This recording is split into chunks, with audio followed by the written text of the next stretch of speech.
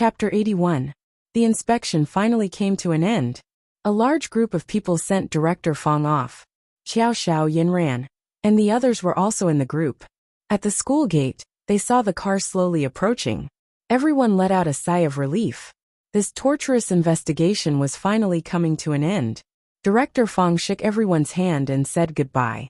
When it was Yinran's turn, he held Yinran's hand and talked endlessly. He kept praising Yinran's excellence in all aspects. At this moment, a speeding electric scooter came from the school gate. It just so happened that a child was crossing the street. The speed of the electric scooter was too fast. At this time, other than the group of people and a parked car, there were no other cars or pedestrians on the road. The child was about 5 or 6 years old. For some reason, the adults weren't with him.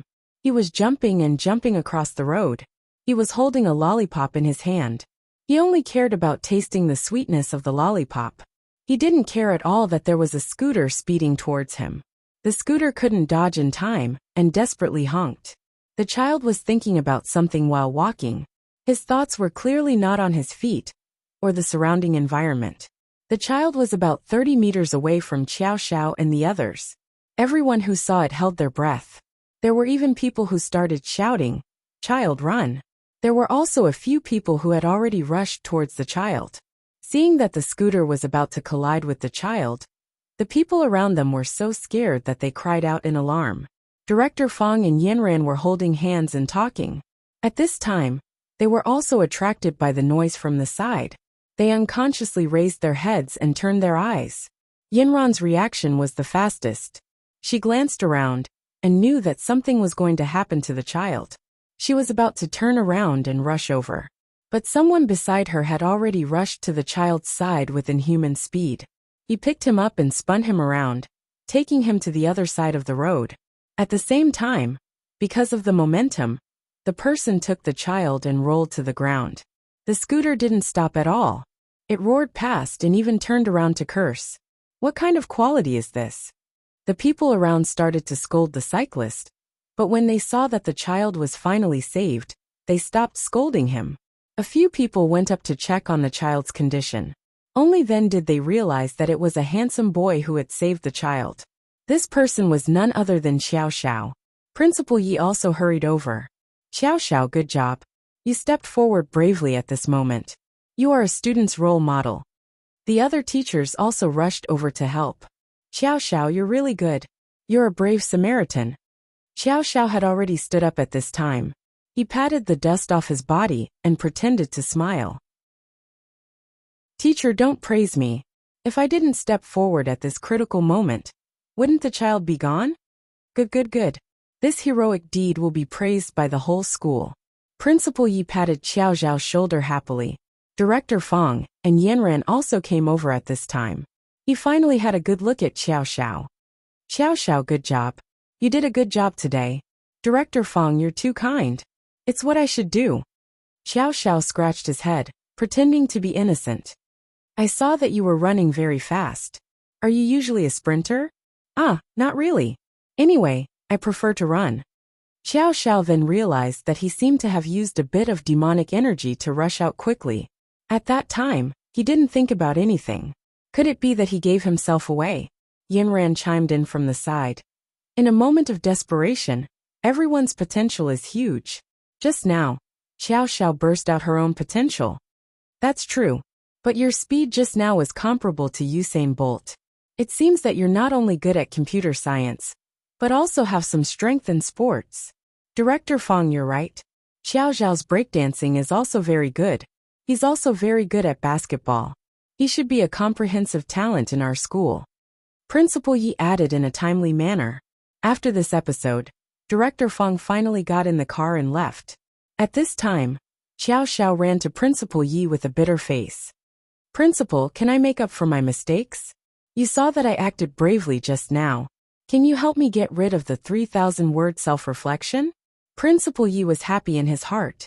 "You brat, who told you to sleep in class and get caught by Chief Zhang? Forget it. Don't give a speech under the national flag. Just leave the self-reflection to me." Sigh. Xiao Xiao touched his nose. It seemed that his hand was going to be sore for a while. After Director Fong went back, He carefully combed through Xiao Zhao's reaction from beginning to end.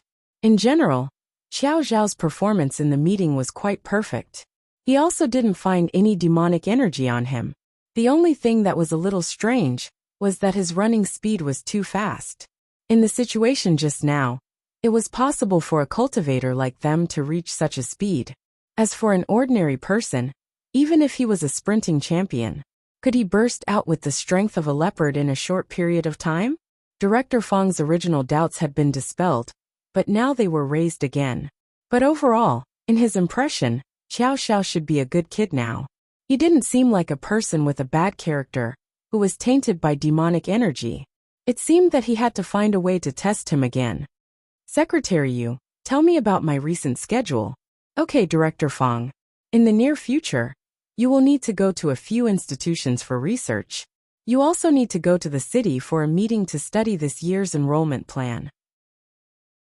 You also need to go to the province for a meeting to study this year's college entrance examination reform. Which institutions? One of the biggest training institutions in the area and 2 private schools. Seems like I'm very busy this week. What if I can't find the time? Director Fang was thinking about how to test whether or not he had demonic energy. Secretary Yu continued. Recently, there have been some triads collecting protection fees at the school gates. This matter has been reported to the district by the city's Public Security Bureau. They may invite you to a meeting to discuss and coordinate. It depends on your schedule. Recently, there have been triads collecting protection fees. This matter needs to be taken seriously. Put this agenda forward and have a meeting to understand the details. Recently, the whole country has been cracking down on criminals. These people actually dare to commit crimes. Looks like they don't want to live long. Secretary Yu joked. Director Fang leaned against the car seat and narrowed his eyes. No one knew what he was thinking. After school, Xiao Xiao and a few classmates parted ways at the school gate and walked to the milk tea shop next door. Yinran still had something to do. Today, he and Yinran had agreed to study the content of the hibiscus score together. He went to buy a cup of milk tea and waited for her at the school gate. Ever since Xiao Xiao completely hid the demonic energy in his body, the two of them were getting closer and closer. However, Yinran was still very busy. Other than going to school, she often had to go out on missions. Xiao Xiao, on the other hand, would go to the library to read books, play basketball, and dance when he had nothing to do. Now studying was no longer his biggest headache. He had a lot of time to think about other things, such as cultivation. He bought a cup of milk tea and drank it himself. He also held a cup in his hand for Yinran. He leaned against the door of the milk tea shop like a shining object, attracting the young boys and girls coming and going. And right in front of him was the school gate. When Yinran came out, he could see her at a glance. There were students constantly greeting him. There were also young girls who came to give him gifts with blushing faces. He responded with a smile, and everyone came and left happily. Xiao Xiao was very generous to his fans. He was never stingy with his smile. 1 or 2 sentences could make them very happy. No wonder Xiao Xiao was so popular. Today, Yinran came out a little late. Xiao Xiao had almost finished his cup of milk tea, but he still didn't see her. Just as he was bored to death, a dramatic scene suddenly appeared at the school gate. 2 boys wearing his school uniform were blocking people at the school gate. They waited for a long time and saw a skinny little boy walk out of the school with a backpack. They grabbed his backpack and dragged the little boy into the alley. When the little boy saw the 2 people, he trembled in fear. But he didn't say anything and was directly dragged away by them. From Xiao Zhao's angle, he could see the situation in the alley. The 3 boys entered the alley. The backpack was thrown to the ground with a bang. The skinny boy was pushed against the wall. The 2 people wearing his school uniform suddenly showed their ferocity. They waved their fists fiercely and said something to him. Xiao Xiao was far away and couldn't hear what they were saying. But according to his judgment, he could see that the 2 students from his school were definitely up to no good. After a while, they searched the boy's body and poured everything in the backpack on the ground. But after searching for a long time, they didn't seem to find a single cent. It seemed that the delinquents were bullying the weak students and robbing money. Xiao Xiao thought that since they didn't find anything, they should let the boy go. He didn't want to be nosy. He was afraid that he would miss Yanran as soon as he entered the alley. But the two people wearing his school uniform didn't have the intention to let the boy go. Instead, they started to make a phone call. After the phone call, the two people started to yell at the boy, punching and kicking him. The little boy was beaten until he hugged his head and shrank in the corner. He looked very pitiful. After a while, a person that Xiao Xiao was very familiar with came. It was really an old acquaintance. They hadn't seen each other in a long time. He saw that this person still looked like he wasn't to be trifled with. He wore a big gold chain and had a mouth full of yellow teeth. He came over and asked about the situation. He smiled sinisterly at the little boy on the ground. Xiao Xiao couldn't hear what he was saying. He only found that his gaze was more lascivious. After saying that, he directly pulled the boy up from the ground. He lifted his shirt and looked at it. Then he wanted to pull up his pants. At this time, the boy desperately protected his pants, as if he was protecting his chastity. He wanted to dodge and run away. But there were three people. How could he run away? In the eyes of these three people, the little boy was meat on the chopping board. They could chop him up however they wanted. Seeing that the boy's hands and feet were restrained, the man who came later carefully examined him, as if he was checking his body. Then he ordered the two students from his school to take the boy away. Chapter 82. Just as they were about to leave, a hand suddenly appeared in front of the man. It was white and bony, with perfectly manicured nails, and gave off a youthful and pleasant smell of sunshine. A magnetic voice rang out.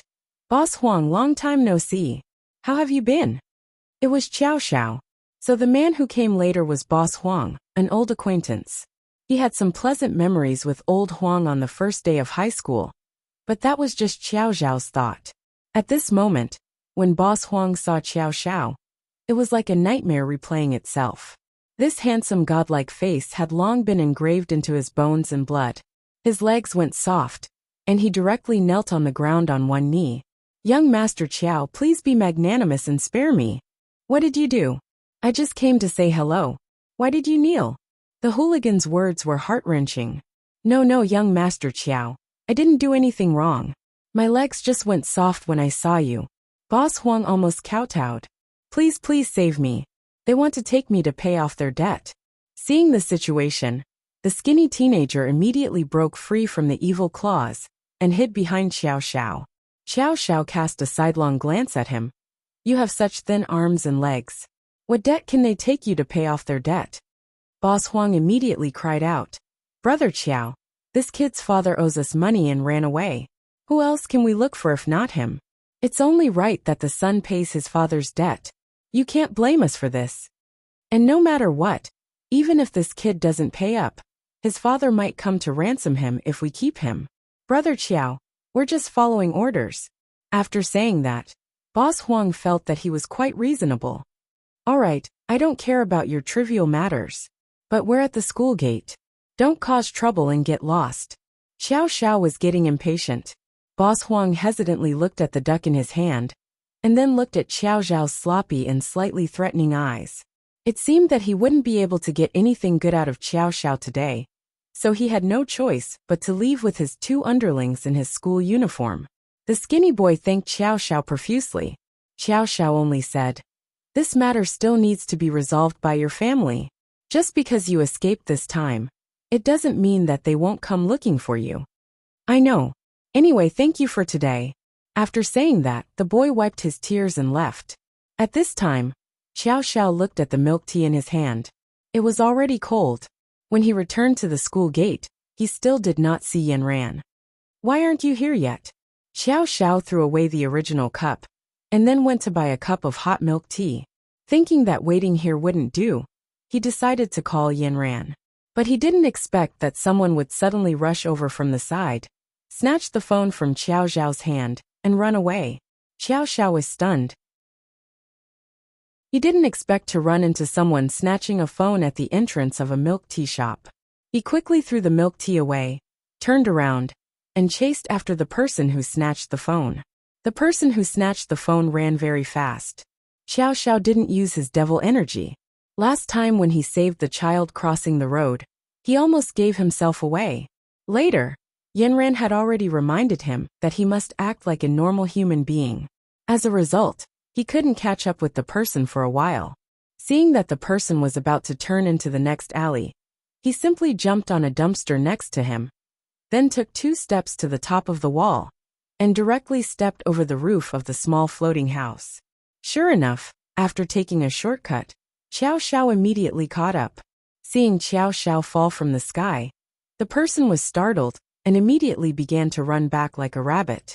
Xiao Xiao was about to turn into the alley and continue chasing, but at this time, 2 people ran in front of him and then jumped down from the top of the wall. Now Xiao Xiao's path was blocked. Xiao Xiao wasn't afraid at all. Instead, he laughed. "What, are you tired of living? Why are you blocking me here? Tell me your names and who sent you here." At this time, a few more people turned in from the alley. The person in the lead looked middle-aged and wore a hat that covered half of his face. But from the half of his face that was exposed, it was obvious that he was a ruthless person. At this time, he had a cigar in his mouth and was puffing out smoke. Someone came out from behind him and pointed at Xiao Xiao. He bowed and said to the person, "Boss, it's him."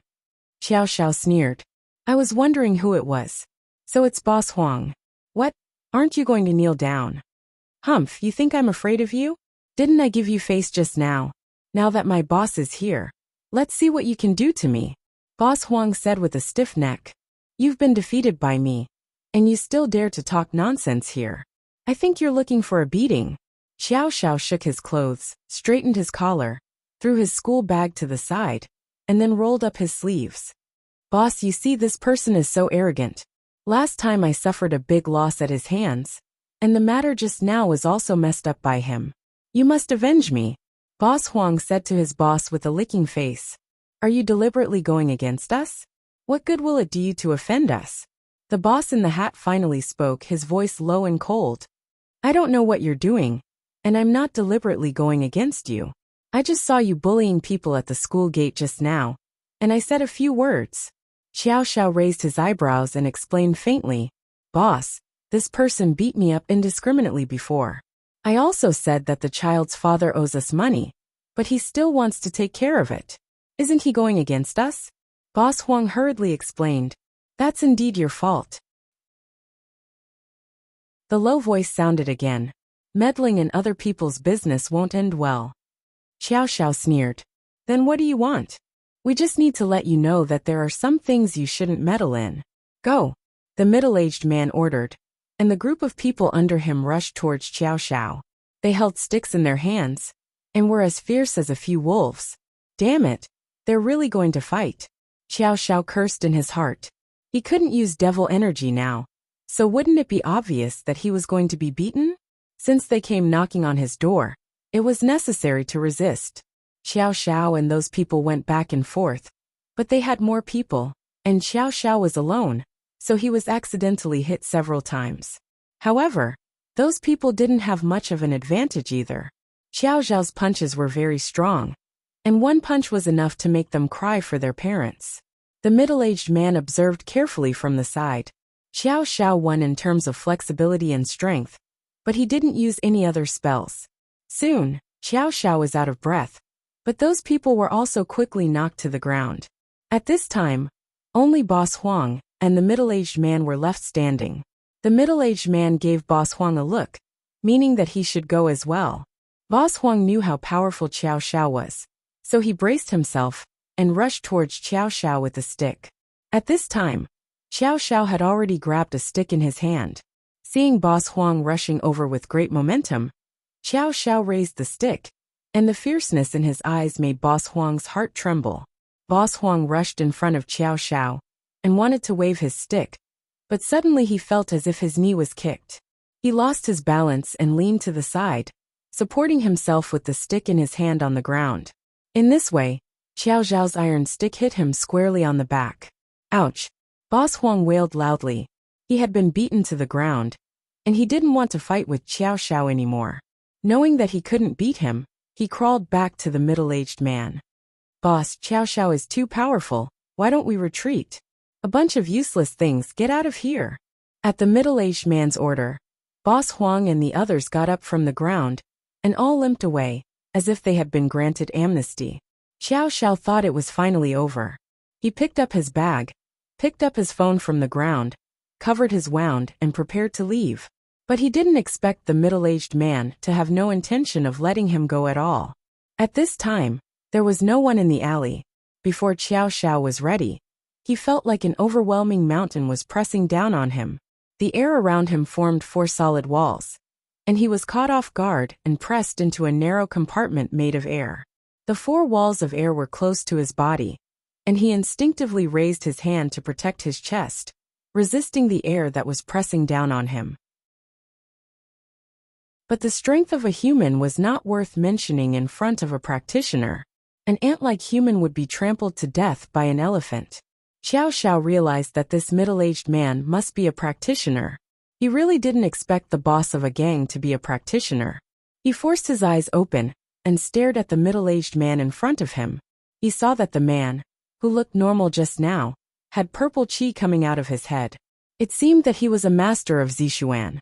Xiao Xiao was immediately alerted. Why would a master of Zixuan come to deal with him? Could it be that his identity had been exposed? Like Yinran said, others might not believe that his devil energy was gone. She was probably here to test him. Now that Xiao Xiao knew what to do, he knew what to do. He gritted his teeth to restrain the eruption of his devil energy, and silently endured the disaster brought to him by a master of Zixuan.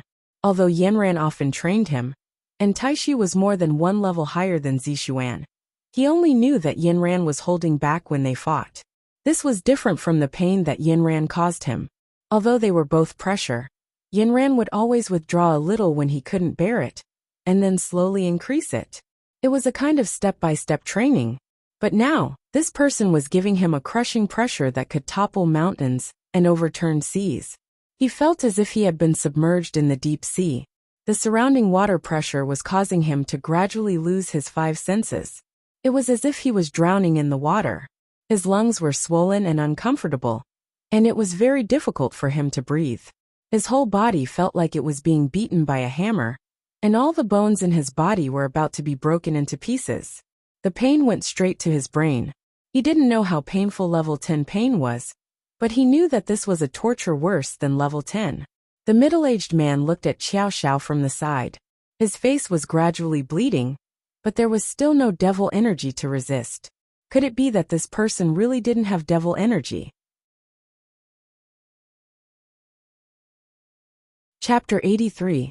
The middle-aged man added another heavy hammer strike, and another sharp pain came from the pressure.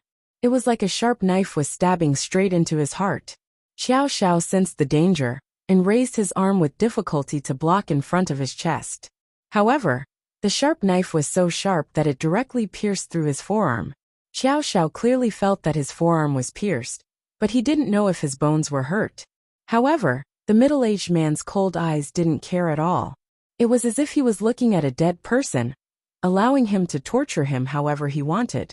At this time, Xiao Xiao realized that the middle-aged man seemed familiar, even though he had a hat covering most of his face. Just by looking at his eyes, Xiao Xiao felt a sense of familiarity. At this critical moment, he couldn't even keep his life. However, this feeling couldn't make him think deeply. He was already curled up on the ground, covered in wounds. He felt that all the bones in his body were broken. At this moment, he was like a soft caterpillar wriggling on the ground. The phone beside him kept vibrating. Xiao Xiao knew that it should be Yanran. However, he couldn't answer it. The middle-aged man wouldn't let him answer the phone either. The pain made every second drag on indefinitely. Xiao Xiao had already lost all color and fainted. At this time, the middle-aged man finally withdrew his pressure and kicked Xiao Xiao twice like he was kicking a rag. He saw that Xiao Xiao had already lost consciousness, and there was still no trace of devil energy seeping out. Maybe I was wrong. It's already like this. It's impossible for him not to resist. The middle-aged man whispered. It was late, and the clouds were dark. Tonight, the moon struggled to poke its head out of the dark clouds, but it failed in the end. Layer after layer of dark clouds shrouded the sky above Nanchuan High School. In a secluded alley, A young man with a face that couldn't be seen was lying beside a pile of trash. He had already lost consciousness. At this time, a stray cat passed by him and stopped 5 meters away from him. It carefully observed that the person in front of it was lying on the ground and seemed to be motionless. It mustered up its courage and walked forward, using its paw to poke at his hand. The wild cat found that there was still no movement. He simply jumped on him and used his body as a step to jump to the next trash can. It was also this that triggered the wound on Xiao Xiao's back. Pain. It was a heart-wrenching pain. Xiao Xiao finally regained consciousness. He didn't know where he was. He looked around and only saw a pair of green eyes on top of the garbage heap next to him, looking at him vigilantly. It seemed like it was raining. Large raindrops fell on his body. Ring, ring, ring. Xiao Xiao's cell phone suddenly vibrated as the melodious ringtone of her phone rang. Xiao Xiao was glad that he still had a phone beside him. He picked up the phone with difficulty. There were dozens of missed calls. At this time the two words, Yinran, jumped crazily on the screen. He pressed the answer button. Yinran's voice came from the phone. Xiao Xiao, where are you? Why didn't you answer the phone? Xiao Xiao opened his mouth to say something, but a mouthful of blood directly sprayed onto the phone. He was really glad that the phone was waterproof. Otherwise, he would have hung up directly. He coughed and said a few words with difficulty. I'm next to the school in the alley. Then, Xiao Xiao seemed to use the last of his strength. The phone slipped from his hand, and he didn't wake up again. Oh no, something happened. In the afternoon, Yinran came out late. When she walked to the door, she didn't see Xiao Xiao at all. She called him, but no one answered. At first, Yinran thought that Xiao Xiao should have gone home. She didn't care. But after waiting for a long time, there was still no reply. She called Uncle Wu. Uncle Wu said that the young master hadn't come home yet. Yinran was a little worried, but only a little. She felt that Xiao Xiao would be fine. After she got home and finished her homework, she felt more and more uneasy. It was as if something was out of her control. Yinran began to dial the phone again, but no one answered. She began to panic. Could it be that something had happened? She started to call again and again. From afternoon to night, she felt that she couldn't stay at home. The house was like a cage, making her breathless. She had to do something. The dark clouds in the distance had floated over Yinran's house. The weather forecast said that there would be a heavy rain tonight. The dark road in front of the house was lit up by a few dim street lights. Yinran told her mother that she had to go out for something. Her mother thought that she was going on a mission again. She just reminded her to be careful. Yinran agreed reluctantly. Like the wind, she ran out of the door with her uneasiness. It was already raining outside. Yinran left in a hurry and forgot to take an umbrella. Her mind wasn't on these things at all. She only had one thought now. She had to find Xiao Xiao as soon as possible. She thought carefully. She had made an appointment with Xiao Xiao to wait for her at the school gate. Logically speaking, he shouldn't have gone far. If he didn't wait for her, he should have called. So Yinran still rushed to the school gate. She searched the surrounding alleys carefully. The rain was getting heavier. It was out of control. It fell from the sky and hit Yinran like little ice shards. As Yinran walked, she persistently dialed the number. She was about to reach a deeper alley next to the school. This was the last alley. It was as if Yinran was doing a carpet search, considering every possible route. Ding! The phone in her hand suddenly connected like a Pandora's box. Yinran was stunned. She quickly shouted into the phone. Xiao Xiao, where are you? Why aren't you answering the phone? After waiting for a long time, she heard a hoarse voice say, I'm in the end alley. Yinran continued to shout on the phone, but there was no response. Alley! Alley! Xiao Xiao said that he was in the alley. Yinran didn't hesitate and rushed into the last alley. She rushed from the beginning to the end, but there was nothing in the alley. There were only a few trash cans at the bottom of the alley. And next to the trash cans, at this moment, a black cat was standing on a person's back, staring at Yinran. As soon as Yinran moved, the black cat seemed to be frightened.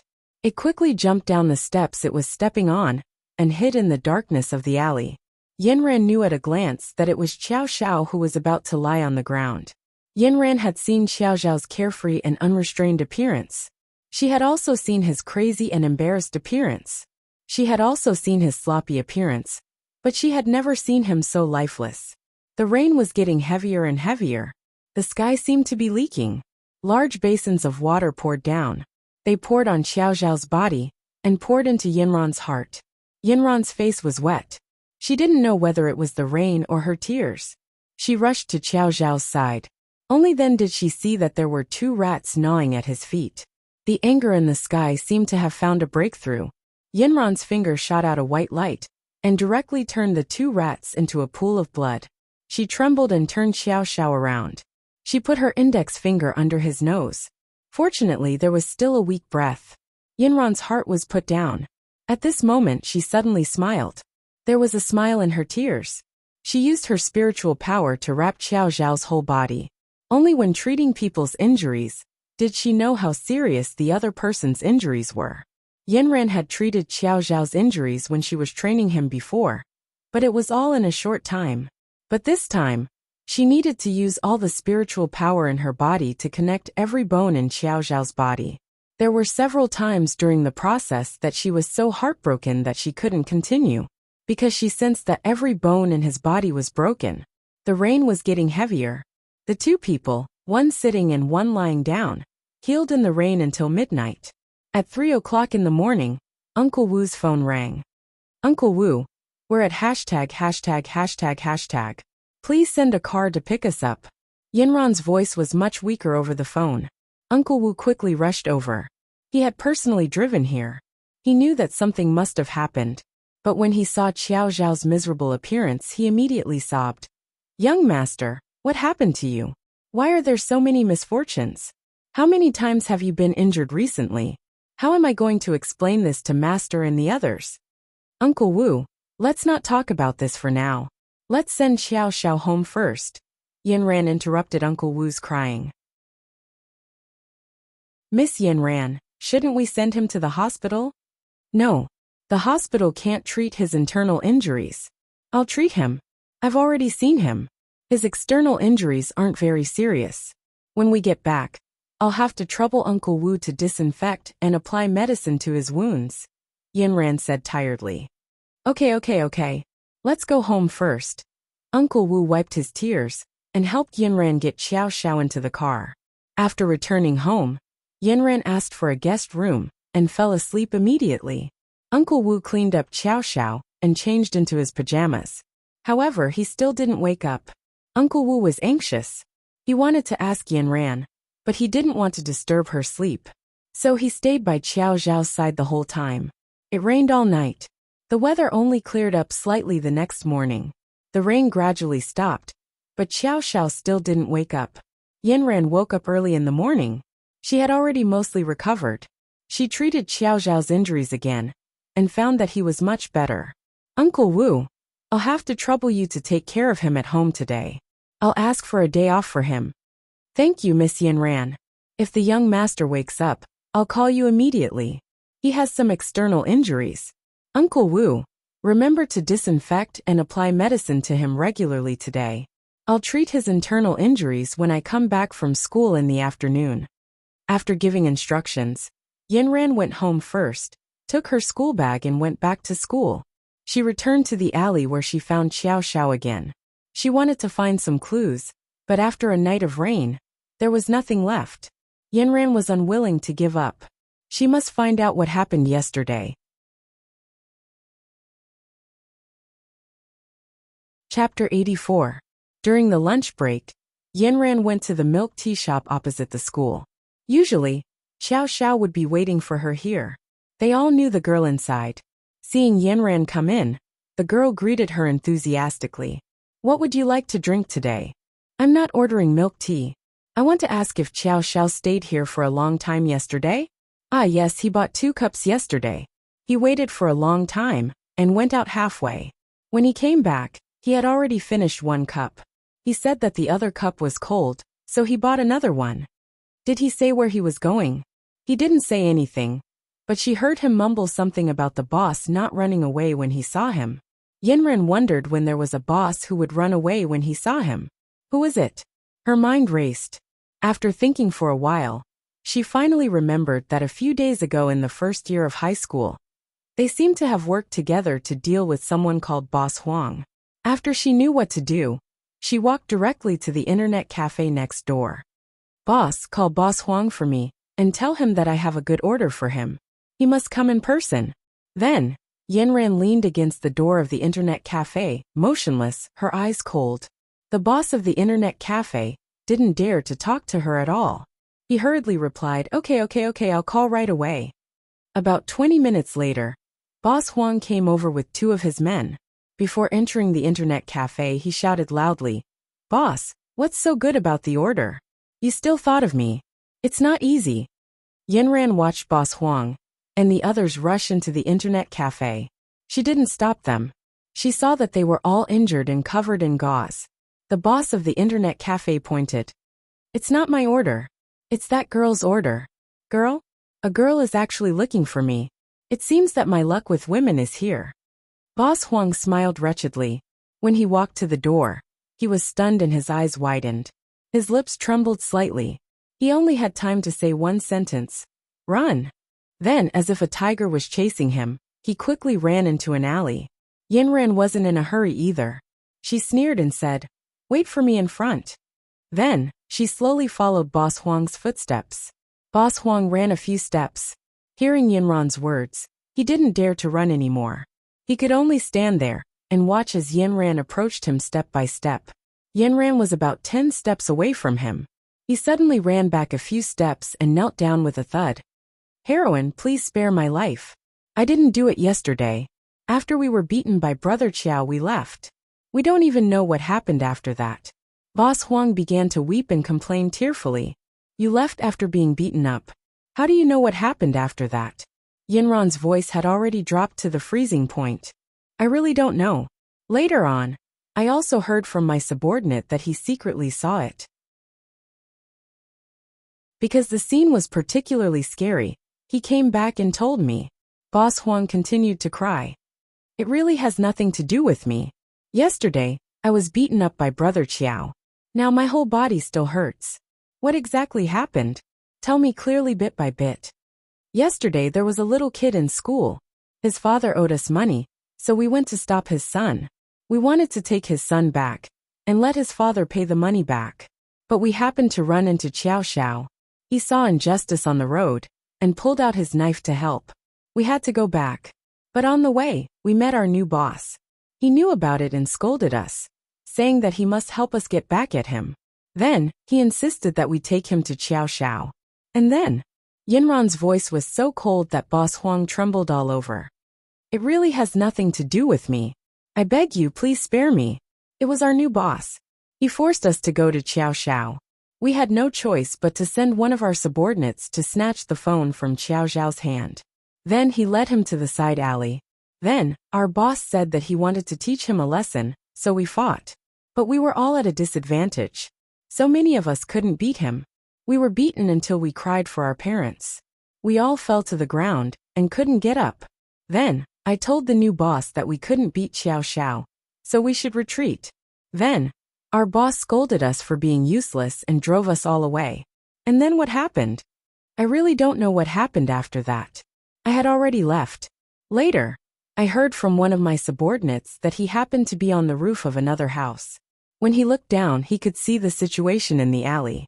The new boss seemed to be standing face to face with Xiao Xiao. I don't know who cast a spell, but Xiao Xiao began to vomit blood. His whole body seemed to be beaten. The sound of bones breaking could be heard from afar. It was very horrifying. In the end, after a long time, that subordinate didn't dare to move until the new boss left. Xiao Xiao fell to the ground and fainted. Then we don't know. I really don't know anything. I really didn't do it. I beg you. Boss Huang began to kowtow nonstop. Who is the new boss? He's really new. He said his surname is Fong, and his name is Master Fong. He was also transferred to another area by our former boss. Yesterday was the first time we met him. But I haven't seen him until today. Where can I find him?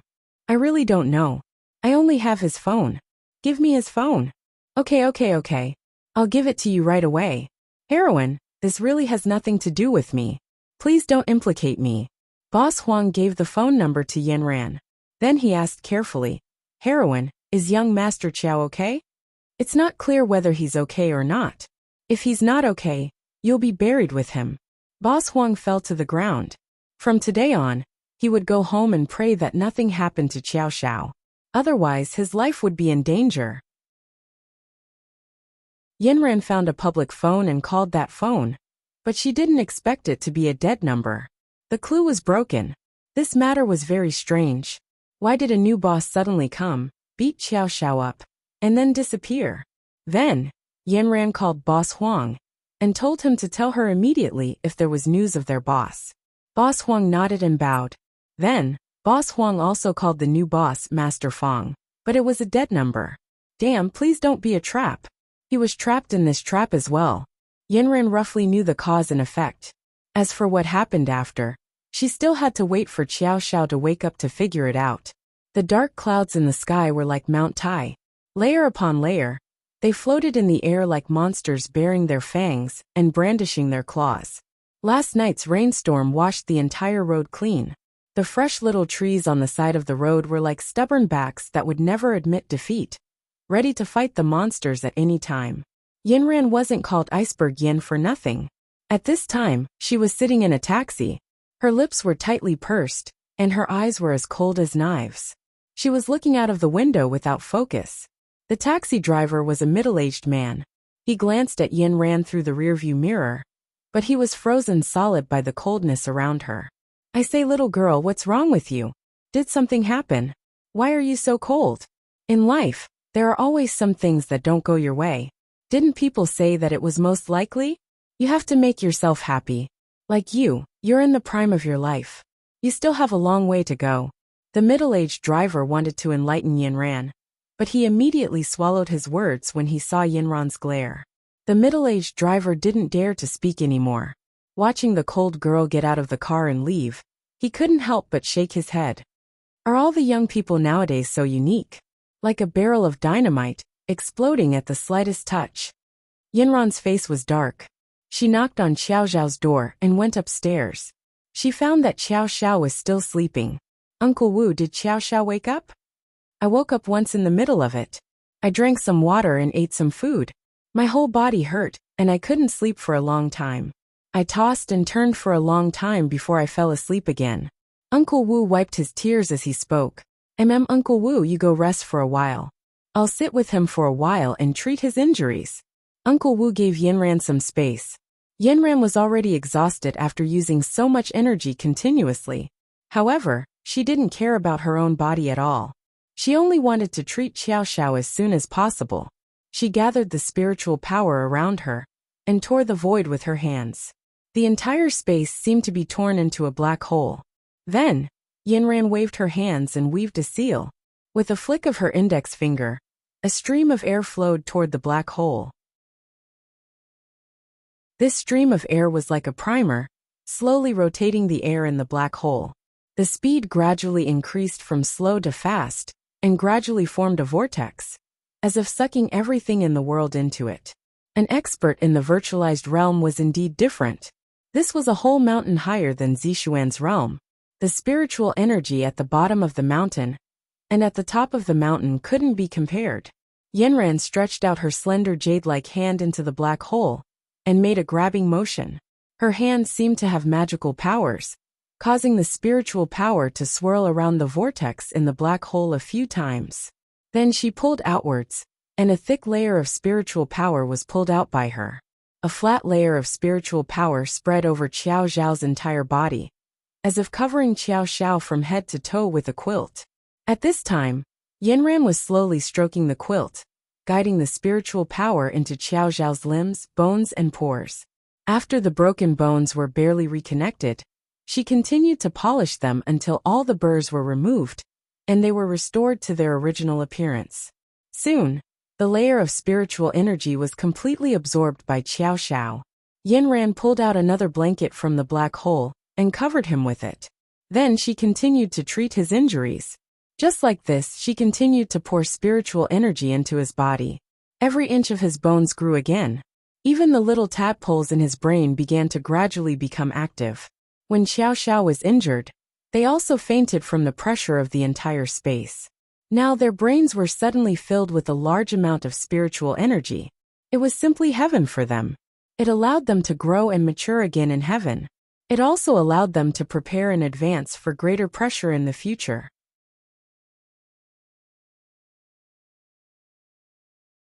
Chapter 85.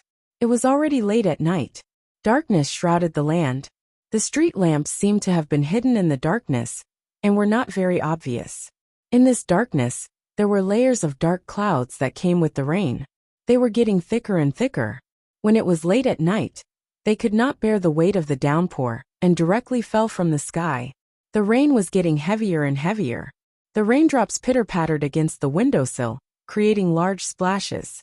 The cries of small animals, that could be heard occasionally in the middle of the night, were now installed with silencers. Only the sound of raindrops could be heard in the entire world. However, even such a heavy rain did not wake up the two people who were sleeping soundly in the house. The person on the bed had a handsome face like a god's pen. It was skillful and flawless. He had been sleeping for nearly an entire day. After healing his injuries, he could finally sleep a little better. However, his brows were still knitted. There was something that made him very uncomfortable. The heavy rain outside brought a strong wind. There was a crash, as if a billboard outside had been blown to the ground. It was this sound that startled the peerless man lying on the bed. At this time, his eyelashes trembled slightly, as if there were signs of waking up. There was another woman lying on the sofa beside his bed. She was covered with a thin blanket, so she should not be cold. The air conditioning in the room was suitable. The figure under the thin blanket was thin. The face exposed outside the blanket was beautiful. At this time, it was as calm as water. She withdrew her aura, and was quiet like a little sister next door. At this time, it was like a water lily quietly blooming beside the bed. After Xiao Xiao woke up on the bed, his eyelashes trembled. He wanted to move his body, but when he moved slightly, hiss! Why is it still so painful? Previously, there was a burst of pain that made him faint. Later he gradually felt numb. It seemed that his pain tolerance was still good. It would be fine once he got used to it. However, now that the initial pain had returned, Xiao Xiao could not help but cry out. This cry was not loud, but it woke up Yinran on the sofa. How are you? Xiao Xiao, you're awake. Xiao Xiao looked at Yinran's surprised expression, and nodded at her. Then, he pointed to his body, and showed a painful and aggrieved expression. He choked out a hoarse word from his throat. It hurts. I know it hurts the most right now, but it'll be fine after tonight. Yesterday, all the bones in your body were crushed. Later, I used my spiritual power to help you reconnect them. Now, your bones are in the process of growing again. Just bear with it. It will be over soon. Yinran comforted him. You're always the one who comes to save me. This time it's you again. Does it matter if you don't go home? Xiao Xiao spoke very slowly. He looked at the sky and knew that it was already very late. It's okay. I told my family that I have a mission today. Yinran lowered her head. Lying was not her strong suit. Always making you lie for me. It's been hard on you. Xiao Xiao said slowly, and closed his eyes in exhaustion. Yinran poured a glass of water from the side, held Xiao Xiao's head up, and fed him a little. Do you still have the strength to speak? Can you tell me what's going on? Xiao Xiao recovered a little. I also feel that this matter is very strange. Logically speaking, Boss Huang and his gang wouldn't have such great abilities. That day, I acted bravely for a just cause, and in the end, I fell into their trap. They sent someone to snatch my phone away. In order to get my phone back, I was blocked in the alley by them. I didn't expect another boss to come. That boss is very powerful. He directly used his spiritual pressure to kill me. He's a cultivator? You can tell? Yes, there's a purple aura above his head. He should be a Zixuan expert. I'm curious. How did you righteous cultivators get together with Boss Huang and his gang? I went to investigate later. This person is pretending to be their boss. It's also the first time Boss Huang saw him. Now that we've lost contact, this person must be an imposter. Yinran told Xiao Xiao what she knew. This is too strange. I haven't offended anyone. Why would someone specifically target me? Xiao Xiao leaned on the bed and closed his eyes. He racked his brains, but still couldn't figure it out. I have a small guess, but I'm not sure. Grandpa asked me to remove the demonic aura in you. I reported to him that I've completed the task. I guess he sent someone to check on you. Because in Grandpa's heart, you're a dangerous person. Yanran, how can your grandpa be so unable to distinguish right from wrong? He's not as clear as you. Even so, why did he use such a method to test me? Yanran was silent. She didn't know why it was like this. If you didn't save me, would I have been notified by the police that a male corpse was found in the alley of Nanchuan High School? No, Yanran said anxiously. I won't let you die. Xiao Xiao glanced at Yanran. Except for you. The whole human race wants me dead. No, don't think too much. Then, did you reveal any demonic aura when you fought with him this time? Yanran asked carefully. She could see that Xiao Xiao was in low spirits. No, my spirit concealment spell has broken through to level 5. At the critical moment, I used demonic aura to protect my heart meridian. That Zishuan expert shouldn't be able to see it. That's good. As long as you don't reveal any demonic aura, I believe they won't bother you in the future. Won't they find it strange? Why didn't they kill me? You don't have to worry about that. I'll say that I saved you. I'm sorry, Xiao Xiao. Yanran apologized to Xiao Xiao on behalf of her grandfather. You don't have to apologize. You saved me. It's only right that I return this life to you. I'm apologizing on behalf of my grandfather. I don't know why the cultivation world is so persistent. Maybe they want to protect humans. They're afraid that you'll eventually be corrupted by the demonic aura. So they want to kill the demonic aura in the cradle. Demonic aura and evil aura are two different kinds. I came from the devil realm. It's an unchangeable fact that I carry demonic aura. It's just that whether he will be corrupted or not depends on his luck. Just like you cultivators, no matter how good you are at cultivation, there will still be people who will be corrupted. If one day my demonic aura turns into evil aura, you can attack me directly. This is not what I want. Since ancient times, it's difficult to distinguish between good and evil. Yanran saw that Xiao Xiao was getting more and more tired. His eyes were already closed. She didn't say anything more. She directly supported Xiao Xiao to sleep. Don't think too much about it. Take care of your body first. After tonight's pain passes, you should be fine by tomorrow. With that, Yanran used her spiritual power to massage Xiao Xiao's whole body. Xiao Xiao finally fell asleep again. Yanran also returned to her sofa. The Zishuan expert that Xiao Xiao mentioned, Director Fong, was now listening to the report of the suppression of evil. Recently, there have been many incidents of gangsters bullying students at the school gate. The police have increased the patrol force and caught several repeat offenders. The police representative was reporting the progress. Are there any vicious incidents of violence? I haven't heard about that. It's mainly robbery or beating people up, but there are no serious injuries. Director Fong was a bit surprised that Xiao Zhao's case hadn't been exposed. Are there any similar cases around Nanchuan High School, a key city high school? Nanchuan High School's surroundings are very safe. The quality of the students in the key city is also relatively high. Those gangsters don't dare to cause trouble. There's only one gangster around, led by Boss Huang. We've already warned him. He's a regular at our police station. Strange. Logically speaking, Xiao Zhao's injuries were so serious that he should be the focus of the news after being sent to the hospital. Director Fong knew that although he was heavy-handed, Xiao Xiao wouldn't die. To be able to endure until someone sent him to the hospital. Could it be that someone saved him? Director Fong's mind spun rapidly. He sorted out his thoughts and quickly came to a conclusion. It should be Yanran. There was only one cultivator around him, Yanran. Could it be that Yanran just happened to bump into him? Or that their relationship was very good? Logically speaking, Yanran was a guardian. When she saw someone injured, it was understandable that she took the initiative to treat him. However, Director Fong was a bit worried that he might have given himself away. Elder Yan, are you free? I'll report the progress of the matter to you in person. Director Fong directly called Elder Yan and asked him to come out to meet him. Director Fong's identity was hidden among the southern aristocratic families. He usually only listened to Elder Yin, and only Elder Yin knew his identity. Director Fong had no reason to go to Elder Yan's house. However, it was normal for them to meet in public. The two arranged to meet at a tea house. This tea house was relatively remote and famous for its seclusion. Those who entered this tea house were all regular customers. They each booked a table in 2 private rooms next to each other. The private rooms had good soundproofing. There was a small passage outside the private rooms with 2 tables and chairs. It was for people who temporarily made a phone call at the door of the private room.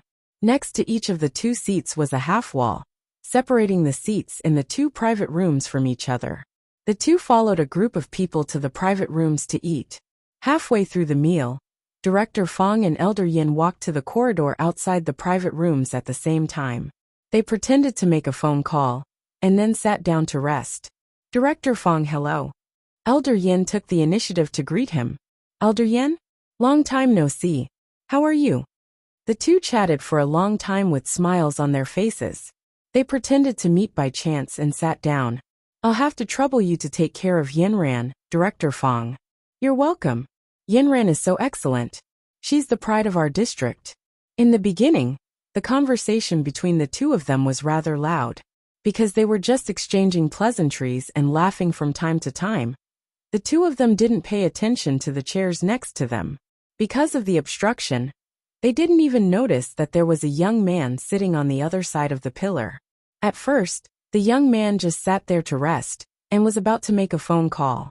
Before he dialed the number, he suddenly heard Yinran's name from the other side of the room. He put away the phone and pricked up his ears. It seemed that Yinran's grandfather was talking to another person. This was a good opportunity.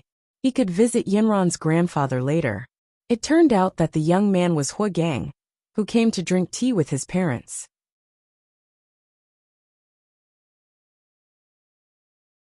Chapter 86. In the beginning, Elder Yin and Director Fong were talking loudly. After the greetings, they both lowered their voices. But because Hua Gang was very close, he couldn't block the sound at all. Elder Yin, I've done what you asked me to do. After several tests, I found that Xiao Zhao's evil energy is indeed gone. Hua Gang was shocked. How could Xiao Zhao's evil energy be gone? Why would Yinran's grandfather discuss this with this person? They were quite secretive. Could it be that this matter couldn't be told? Why would Yinran's grandfather notice Xiao Zhao? A series of questions hovered in Hua Gang's mind. He held his breath and eavesdropped carefully. Director Fong recounted the detailed process of his test to Elder Yin bit by bit. First, he provoked him verbally at school. He controlled himself and didn't resist. Then, at the school gate, Xiao Zhao saved a child who was almost hit by an electric car. Finally, he disguised himself as a gang boss and beat him up. He was seriously injured, but he still didn't emit any evil energy. Elder Yin listened carefully. During this period, he kept asking some questions, mainly about Xiao Zhao's reaction and details. The last key question was Xiao Zhao still alive? He's alive. I'm guessing that Yinran saved him. Because after I hurt him that day, Xiao Zhao wasn't sent to the hospital, and the police didn't receive a report. As for how he's recovering now, I don't know. With Yinran's help, he shouldn't die. Your granddaughter is indeed a bodhisattva. Yinran is like this. She has a strong sense of justice. She told me that she removed Xiao Zhao's evil energy herself. I can also understand that she saved him after the incident to protect the human race. It seems that Xiao Zhao's matter has been resolved. Thank you for your hard work, Director Fong. Elder Yin, you're too polite. I'm your subordinate. If you need anything, just tell me. The two of them seemed to have finished their conversation and returned to their respective private rooms. From beginning to end, they did not realize that someone was eavesdropping on them. At this time, Hua Gang's heart was in turmoil. He didn't expect that Xiao Zhao's matter had already alarmed Elder Yin. Just now, when they said that Yinran had removed Xiao Zhao's tacit understanding, he did not believe a word of it. He really wanted to rush up to Elder Yin and tell him that Yinran couldn't remove his evil qi. However, his legs seemed to be nailed to the ground. If he rushed out now, Elder Yin might kill him. Obviously, he was hiding from the other person. At this time, Hua Gang had given up the idea of greeting Elder Yin. Instead, He needed to figure out who was meeting with Elder Yin. Just now, when he saw the man's silhouette walk into one of the private rooms, he felt that the man was familiar, but he couldn't remember who he was. So he said goodbye to his parents and secretly hid in a corner. When the man walked out of the private room again, he took a photo of him. Elder Yin didn't stay here after dinner. He and Director Fong didn't say goodbye to each other and left directly. Hua Gang also hurried back home. The first thing he did was to upload the photo to the internet and start to compare faces. He guessed right. This was a public figure, Director Fong of the District Education Bureau. He really didn't expect that he had such a hidden identity. There was no such person on the list of practitioners. It seemed that he was a chess piece hidden in the world by Elder Yin. Hua Gang rubbed the mouse. It would be a pity if he didn't make good use of such an important hidden figure. It seemed that Xiao Xiao had been targeted by Elder Yin. Then he could add fuel to the fire. How could it be so easy to remove the evil qi? Elder Yin was so naive that he believed Yinran's words. Hua Gang saw clearly that Yinran was so protective of Xiao Xiao that she didn't want to hurt him at all. Removing the evil qi was more than hurting the tendons and bones. It was like peeling off a layer of skin. Yinran, all your thoughts now revolve around Xiao Xiao. You even started to deceive the organization. You really let me down. Recently, Yinran avoided Hua Gang as much as possible. She didn't allow him to look for her in the school or pick her up at the school gate. Hua Gang looked for opportunities to ask her out for dinner and chat with her. Yinran never had time. Only when they talked about business, Yinran would do business. But that alienation was like a saw, pulling Hua Gang's heart. He looked in the mirror. Was it because he was not as handsome as Xiao Xiao? Xiao Xiao looked like a rogue. He was obviously a playboy. He was not a good match at all. Only a mature and steady man like himself, who was dead set on Yinran, would be the best partner in the future. Hua Gang looked at himself in the mirror, with a calculating and cold expression in his eyes. After a few days of rain, the sun finally shone on the earth again. A few birds were singing happily on the branches outside Xiao Xiao's villa. Xiao Xiao could finally get out of bed and eat. Today, Uncle Wu made a big bone soup for him. Yinran told me that you must drink 3 bowls. Uncle Wu placed 3 big bowls in front of Xiao Xiao. Uncle Wu, look at my perfect figure. I don't even have a stomach. Where do you think this soup is? Xiao Xiao drank a big bowl with difficulty. There were still 2 bowls left. If he drank more, he would be stuffed to death. Yinran told me that you must finish it. Uncle Wu ignored Xiao Xiao's complaints. Yinran was his master now. Uncle Wu, what kind of curse did Yinran cast on you? Why do you always listen to her? I am your young master. Xiao Xiao continued to complain with a bitter face. Yinran did it for your own good. Uncle Wu continued to persuade him patiently. When did she leave yesterday? I was in a daze for the past 2 days. Yinran came quite late yesterday. It was almost 9 o'clock. She should have left at around 1 o'clock after treating your injuries. Uncle Wu, do you think we should prepare a room for Yinran? I think she likes to come to our house. It would be too tiring for her to go back and forth. She can just stay here. She was treating your injuries. I have already prepared a guest room for her. But she said that she wanted to observe your movements at all times, so she could only sleep on the sofa. Hearing Wu Bo's words, Xiao Xiao felt sweet in his heart. Uncle Wu, do you think Yinran is very good to me? Of course. Young master, Miss Yinran has saved your life several times. I don't think you have anything to repay her, so you can repay her with your body. Puffed. Xiao Xiao suddenly spat out the soup in his mouth. Wu, Uncle Wu, what nonsense are you talking about?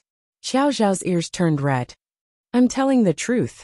Young master, when you're a little older, remember to propose to Miss Yinran. Don't let such an excellent girl be taken away by others. If you get sick or injured again, there will be no one to treat you anymore. Uncle Wu, are you asking me to find a wife or a doctor? You are treating Yinran as our family doctor. I see that Miss Yinran is devoted to you. She is really good to you. You can't let her down. Our house is big and rich. We can definitely make Miss Yinran happy. Okay. Uncle Wu, I know what to do. This time, there was no need for Uncle Wu to urge him. Xiao Xiao picked up the two big bowls and gulped down the soup. Uncle Wu's words seemed to have touched the bottom of his heart, making him a little nervous. It seemed that his thoughts had been seen through. He just wanted to quickly finish the soup and return to his room. After the attack from the Master Zishuan, Xiao Xiao was even more eager to become stronger. Now, he had to think of a way to not reveal his devil qi, and at the same time, resist the destruction of these human cultivators. He plunged into the room on the second floor, took out all the books from before, and flipped through them again. After reading it 100 times, its meaning would be revealed. After this ordeal with Xiao Xiao, the little tadpoles in his mind had leveled up again.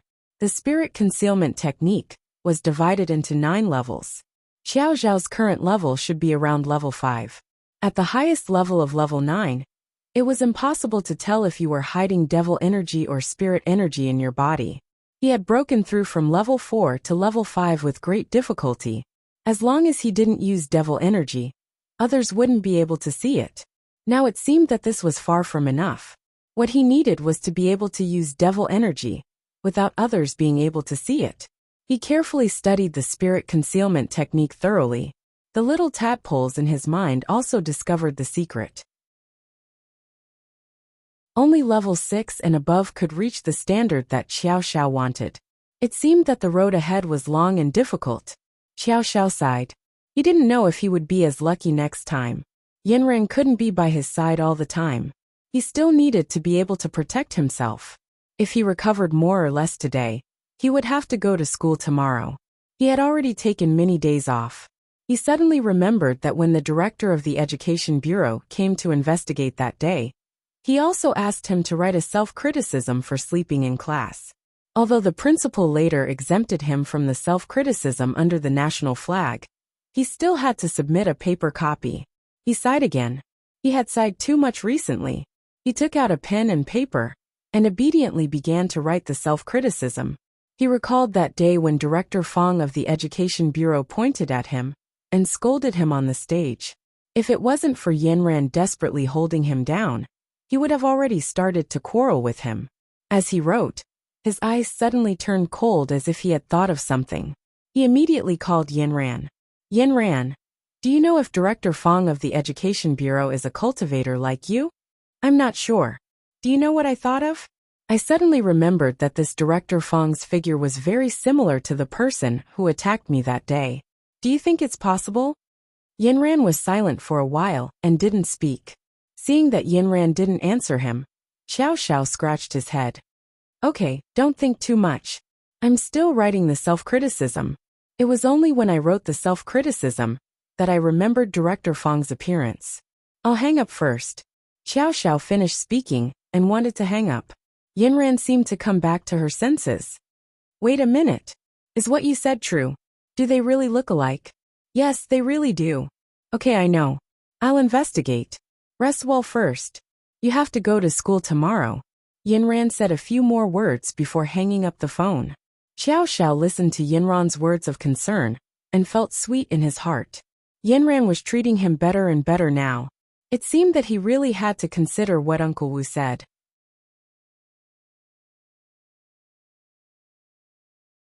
Chapter 87. The winter sun shone on their bodies, making them feel warm and comfortable.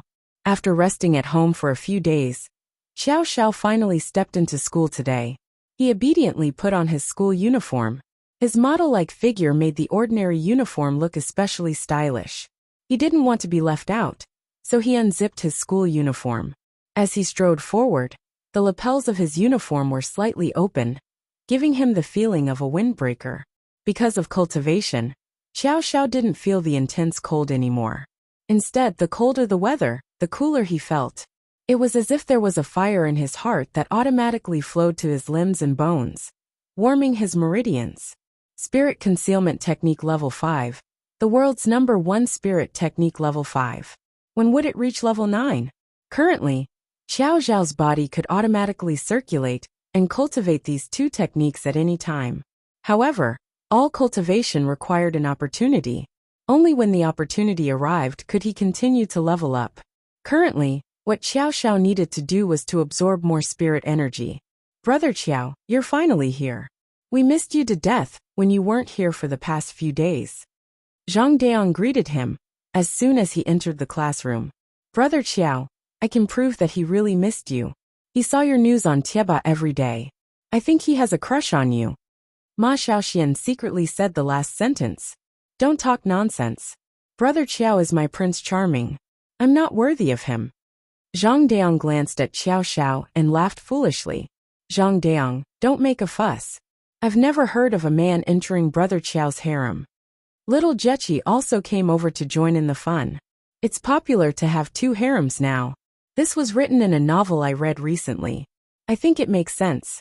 With Brother Qiao's looks, talent and ability, only a harem can satisfy all of his needs. Ma Xiaoxian didn't mind talking nonsense. Xiao Xiao was amused by their teasing. It's only been a few days since I last saw you, and you've become so eloquent. Brother Qiao, where did you go? You suddenly went missing and asked for leave, which made us very worried about you. Did anything happen? Xiao Xiao lowered his head and raised it again. He gave everyone a big smile. I'll go out and learn something new. Wow, Brother Qiao, did you learn a new skill again? Show us some other day. When Jing liked to talk about her studies. I just learned how to program. You can learn this in the future too. Xiao Xiao simply started to fabricate nonsense. That's too difficult. Brother Qiao, we might not be able to catch up to you even if we tried for a few lifetimes. We can only look up to you. Miao Tongtong also joined their discussion. No matter what, Brother Qiao is back. We have more motivation to study. Wang Jinyun worshipped Xiao Xiao. You guys don't know. These few days when Xiao Xiao wasn't in school, even the Tieba was a lot quieter. It made our life in school so boring that only studying was left. Ma Xiaoxian added. After all this time, you guys live by reading my gossip all day. Xiao Xiao angrily knocked Ma Xiaoxuan's head. Ma Xiaoxian laughed twice. That's right, Brother Qiao. If you don't believe me, you can take a look. There'll definitely be news about you today. Sure enough, someone created a Xiao Xiao's daily life in the Tieba. Today, someone recorded the moment Xiao Xiao entered school like a diary. Waves with you. Brother Qiao disappeared for a few days and finally appeared again. His looks seemed to have gone up another level. Jiu Qiao. You mean Brother Qiao went for plastic surgery? Sand sculpture crossing the river. Brother Qiao is a natural sculpture. A stroke of genius. The world's scalpel is nothing in front of him. Walking snow. Look at this school uniform. Why does it look so elegant on Brother Qiao? Pandora's box. Walking with wind moving hormones. Brother Qiao put away his phone with satisfaction. This group of people was as cute as ever. He could clearly feel a trace of spiritual energy surging towards him. There should be new people who had become his fans. It seemed that he had to expand his circle of friends to attract more people. Yanran walked into the classroom. She was as cold as ever, as clean and beautiful as a snow lotus on Tianshan Mountain. Xiao Xiao went up to her and took the initiative to help her take her bag. He helped her pull out a chair and waited for her to sit down. Then, he clenched his hands into small fists and hammered her shoulders. Yanran leaned to the side to avoid his 2 small fists. What's wrong? One who is unaccountably solicitous is hiding evil intentions. Yanran said faintly. What? I see that you've been working hard. Look, the smoky makeup is coming out again. Isn't this letting you relax? Xiao Xiao smiled like a spoiled little puppy. Yanran rolled her eyes at him. It's just 1 o'clock, and you're talking nonsense again. After that, she ignored him and took out a book to read. Xiao Xiao hit a soft rebuff, but he didn't care. He sat at the back and propped his head up with a hand, smiling as he looked at the little white bun on Yanran's head. The more he looked, the cuter she was. He thought about what Uncle Wu had said to him.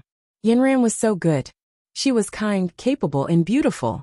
There must be a lot of people who had their eyes on her. He couldn't let her run away. Suddenly, a hand appeared in front of him, blocking his view. He looked up and saw that it was Zhang Daong. Brother Qiao, this is the first time I've seen you so infatuated. Come back. What are you looking at? What's on top of Yanran's head? I can't see anything. Xiao Xiao waved his hand away. What do you know? That's my future. My hope. Your future? Your hope is on top of Yanran's head? Zhang Daong didn't understand the situation at all. Yanran turned around.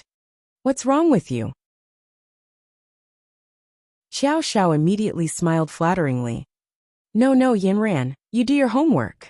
I'll be in a daze. Zhang Dayang's eyeballs were about to fall out.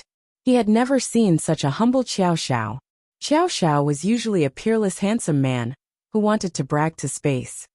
Brother Qiao, are you possessed? Zhang Dayang was scared and hid back. What nonsense are you talking about? Your brother Qiao has found a new direction in life. You won't understand even if I tell you. Let's go to class. Xiao Xiao was secretly happy in his heart. Yanran listened to Xiao Xiao's inexplicable words. She didn't know what to think. She was now wondering who Zixuan, who looked like Director Fong, was. She knew everyone in the organization, but only a few knew Zixuan. She eliminated them one by one. She felt that no one could have interacted with Xiao Xiao. Could it be someone from another family? Yanran remembered the secret letter her grandfather got from the Eastern family. Could it be that he saw that the Southern family didn't make a move, so he sent his own master? Logically speaking, it shouldn't be. How could his hand stretch so far? After all, this was the territory of the Southern family. The clues seemed to be cut off, but there were still some clues. Huagang was very busy today.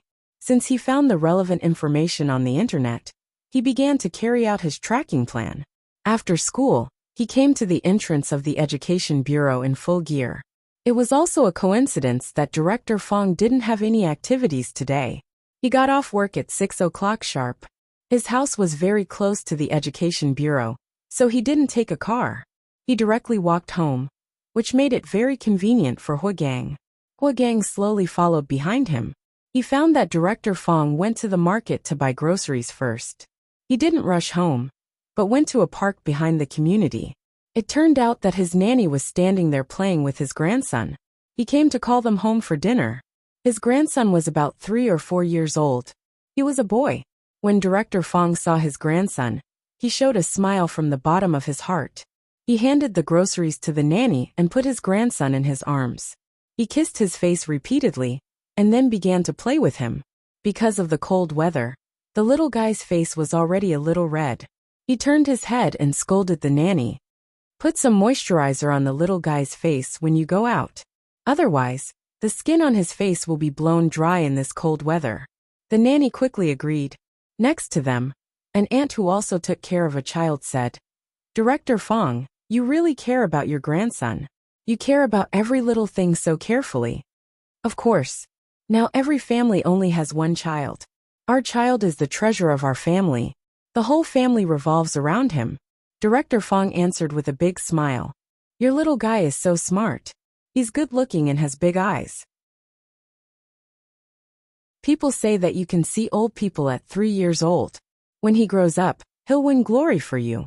The aunt's mouth was like honey, and she kept saying nice things. Director Fong was overjoyed. Come. I bought some braised food today. Take it back and add some dishes. After that, he asked the nanny to pass some of the braised food to the aunt. The auntie happily took it and said, Director Fong, you're too polite. How can I accept this? You're welcome. Take it. I bought a lot. Play with my grandson more in the future. Don't worry. If there's anything in the future, I'll help you look after it. The aunt also said happily. After the two of them finished chatting, Director Fong carried his grandson and went home with the nanny. He had been carrying his grandson all the way home. The nanny pushed the trolley and followed behind. Director Fong, you really spoil this child too much. You're tired carrying him. Why don't you put him in the trolley and let me push him? This is the most relaxing time of the day. It's very tiring to work. Go home and play with my grandson. Take it as relaxing. Director Fong happily carried him all the way home. After he got home, Huagang wandered around the entrance of his neighborhood for a long time to observe the surroundings. Then, he returned to the park and pretended to sit there to rest. He chatted with the aunt from before. Huagang also pretended that he was a new resident of the neighborhood. Plus, he only picked up the good things and immediately won the aunt's trust. This aunt was also a chatterbox. She was still talking about Director Fong. This was exactly what Huagang wanted. Through chatting with this aunt, Huagang grasped the basic situation of Director Fong's family. He also knew that the family loved this grandson the most. He continued to indirectly ask about Director Fong's daily activities. The aunt told him everything, no matter how big or small. Director Fong is very busy at work, but as long as he's free, he'll accompany his grandson to wander around this park. They don't see each other often, but they always come on weekends. After getting the information he wanted, Hua Gang was considered to have completed his tracking task and returned to his home. At this time, a sinister plan gradually formed in his heart.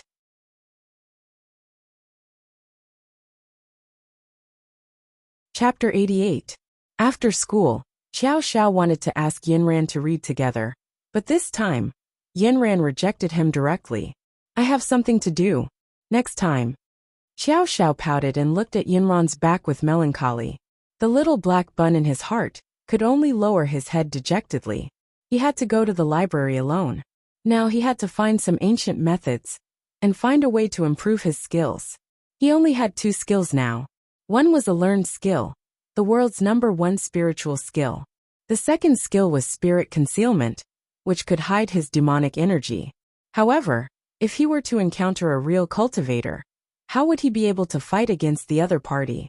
He knew nothing about this skill. The last time he fought with Hua Gang, he was completely suppressed by Hua Gang. He could kill a normal human like Boss Huang in a second, but if he met a real cultivator, he would only be beaten up. He looked all over at home, but couldn't find a suitable method for him. The Hibiscus Manual should be a good cultivation book, but it mainly focused on cultivating spiritual power. There was not a single combat skill. He thought of going to Lu Hui's university library to have a look. He had already looked through the entire library, but there was nothing useful for his cultivation. Brother Hui, what are you doing? I'm going to see you. I just finished class. You finally remembered to call me. I thought that you, my friend, valued your lover more than your friend and forgot about me. Lu Hui received a call from Xiao Xiao as soon as class ended. He was very happy. How can that be? What's there to value a lover over a friend? I'm just going to see you. Where are you? Did you come to our school? At the entrance of your university. I'll be in soon. Okay, I'll come and pick you up. Hey, remember to bring your university library card. I brought it. Now that I have a card, I can use anything with 1 card. See you later. Yinran rejected Xiao Xiao's invitation and went straight to the school gate to find Boss Huang again. Boss Huang's legs went soft at the sight of her. Heroine, please spare me. I've already said what I wanted to say last time. Why are you here again? Boss Huang's legs were trembling. Describe to me in detail what the boss looked like last time. Yinran said coldly. Heroine, we only found out later that our boss was arrested because he had committed a crime. The person that day must have been an imposter, causing us to do such a wrong thing. Please forgive me. Boss Huang continued to lower his head and admit defeat. I already knew that he was a fake. Tell me what he looks like. It would be best if you could draw a picture for me. Yinran threw him a pen and a stack of paper. Heroine, aren't you making things difficult for me? I haven't even graduated from primary school, and I can't even write properly. What if I draw a big frog? Boss Huang said bitterly. Then tell me, I'll draw it. Yinran took the paper and pen over. He was probably a little taller than me, neither fat nor thin. He wore a cap that covered most of his face, and his voice was a little low. That's all. Boss Huang recalled for a long time. His ability to express himself was limited, so he could only come up with these few words. Were there any other features that were different from others? Yinran could only enlighten him bit by bit. I didn't notice that. Boss Huang scratched his head, and then patted the head of his lackey next to him. Did you notice anything? If you did, report it to Heroine. I saw a mole on his right forearm. Anything else? His face should be square. Although he was wearing a cap, I could see that his chin was still a little wide. What clothes was he wearing? That day, he was wearing a black jacket, a pair of loose pants, and a pair of sneakers. He looked very ordinary. I know. He just didn't want us to recognize him. That bastard dared to lie to us. Boss Huang said through gritted teeth. We were used and were counting money for him. So F*** King unlucky. Heroine, please be magnanimous. Seeing that we were also cheated by others, can you spare us this time? Boss Huang began to cry and howl again. Yanran looked at them and couldn't get any more information. She directly warned them. Next time, keep your eyes open and don't do such stupid things. Report to me immediately if there's any new news. Yes. Heroine, you're right. We won't dare to do it again. We'll report to you as soon as there's any news. Boss Huang finally sent Yanran away. He let out a long sigh and shouted to his lackeys. Next time you see Heroine, take a detour. Don't fall into her hands again. After Xiao Xiao and Lu Hui met, they chatted about some recent things and walked to the library together. I didn't expect you to be so motivated now. Uncle Wu, do you think you've been brainwashed? Hehe, I've been brainwashed. How are things with Yanran recently? Pretty good. It's just that sometimes she's hot and cold to me. Don't tell me you're in love. Lu Hui's eyes widened. I want to be in love, but Yanran doesn't care about me at all. Xiao Xiao said with a bitter face. What's wrong? You're such a handsome guy. Look at how many people have turned their heads to look at you while we're walking here. Yanran doesn't fall into your trap? Yanran is certainly different from other girls. She's like a snow lotus in the sky. She has the right to be cold and aloof. How can she be compared to a flower in the human world? Yo, can't you see? You were complaining about her before, but now you're worshipping her like this. Sigh, Yanran is good in every way. I really want to marry her. Oofed. Xiao Xiao, you're in this situation too? There's someone you can't catch up to, ha ha ha ha ha. Lu Hui almost held his stomach and rolled on the ground. Now I can't catch up to her. I think the gap between us is too big. Didn't I ask you for help? Xiao Xiao continued to complain. Okay, let me help you chase her. As long as I can help, just ask. Lu Hui said while patting his chest. Can you lend me your library card today? There's no book in the library on how to chase girls. I want to see how to improve myself. I'll think of a way to chase girls. A scholar who has been away for 3 days must be looked at with new eyes. Xiao Xiao, you're the prince of the devil world. You can finally make progress. Xiao Xiao was a bit embarrassed. Sigh, I was too much of a playboy before. It's a bit too late to work hard now. I don't think it's too late. If you're willing to work hard, you'll definitely make rapid progress. With your brain that has been replaced, I'm waiting for you to create a miracle. You can read inside. I'll bring you dinner. Lu Hui very generously threw his card to Xiao Xiao and sent him into the library. Then he waved his hand and went to play basketball. Xiao Xiao looked at the building that was completely different from his school. He confidently went inside. The library had 6 floors. Xiao Xiao went straight to the ancient books. The further he went, the fewer people there were. It could be seen that the ancient books were not attractive to college students. But Xiao Xiao felt that the ancient books were like the top of a pyramid. Everyone was going up the pyramid. The higher you went, the narrower the road was. There were very few people who could reach the top. And there were even fewer people who were willing to study the ancient books. If he didn't have an urgent need to improve, he wouldn't have desperately tried to squeeze his way to the top. There were very few people who could reach the top. But these opportunities could only be encountered and not sought. It depended on whether the fated person could find a unique book left in the world. There were many unique books whose value had not been discovered by the world. It was very likely that they would be shelved. Xiao Xiao also wanted to try his luck. The ancient books were in the northernmost corner of the library. The more he went in, the more he felt a kind of simple wind blowing against his face. The books here were all thread-bound, and the pages and feet of the books were a bit yellow. Xiao Xiao casually took out a book. The dust on the book fell down. It seemed that no one often tidied up these books. No one even borrowed them. Xiao Xiao started reading from the first floor. He took out the books one by one and read them carefully. The little tadpoles in his brain were like they had been injected with chicken blood. They desperately put the knowledge in one room after another. Looking around, Xiao Xiao didn't see anyone. In order to speed up, he put 20 books on the ground. Then he used his devil chi. The 20 books began to turn their pages at the same time. The entire 6th floor was silent. Only the sound of books turning could be heard. Xiao Xiao flipped through the 20 books in a short time. He took out 40 books and spread them on the ground. He amplified his devil chi, and at the same time expanded the range of his vision, so that his eyes could read 40 books at the same time. Because the reading speed was too fast, Xiao Zhao's attention was highly concentrated. He didn't notice that the dust raised by each book formed golden spots in the air. It was like the reflection of the sun's rays. It also seemed to form a book array. In a parallel space of the library on the 6th floor, a person was startled and opened his eyes. He had stayed in this space for tens of thousands of years. This group of ancient books was lucky to be gathered together. Because of the passage of time, the books slowly formed their own spiritual consciousness. Not far from the books, they opened up a space of their own. The spiritual consciousness could cultivate by itself. And because the ancient books passed through many hands and came to this library, the spiritual consciousness also followed the ancient books here. Xiao Xiao was really lucky. These ancient books were not all books of the human world. The history of the human world was not enough for tens of thousands of years. These were some of the treasures that were really left behind in the 6th session. And because they were obscure and difficult to understand, the shapes of the words were complicated. There was no one who could recognize them.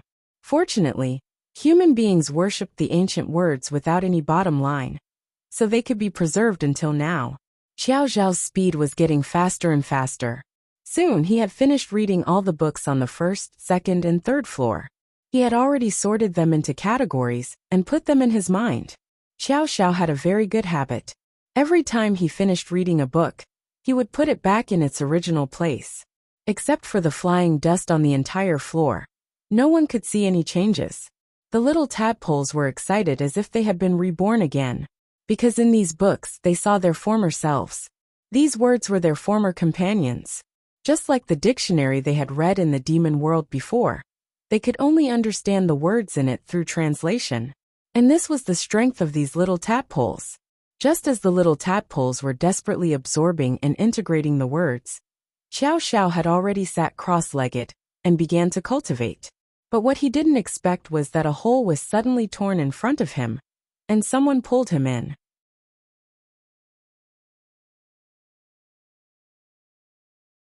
Chapter 89.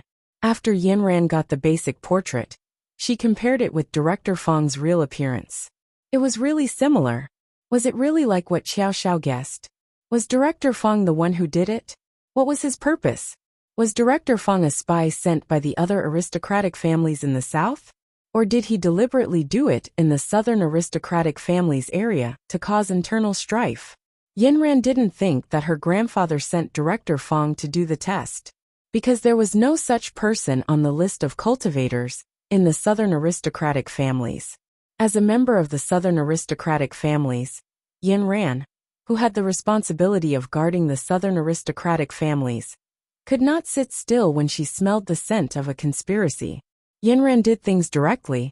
She found Director Fang's phone number on the internet and directly asked to meet him. "Hello, Director Fang. I'm Yanran from Nanchuan High School. I have something to talk to you about." "Oh, you're the student representative that day. What's the matter that you need to talk to me about?" Director Fang was very familiar with Yanran, but he could only pretend that he just met her. "Director Fang, I'm not looking for you because of the school. It's a private matter."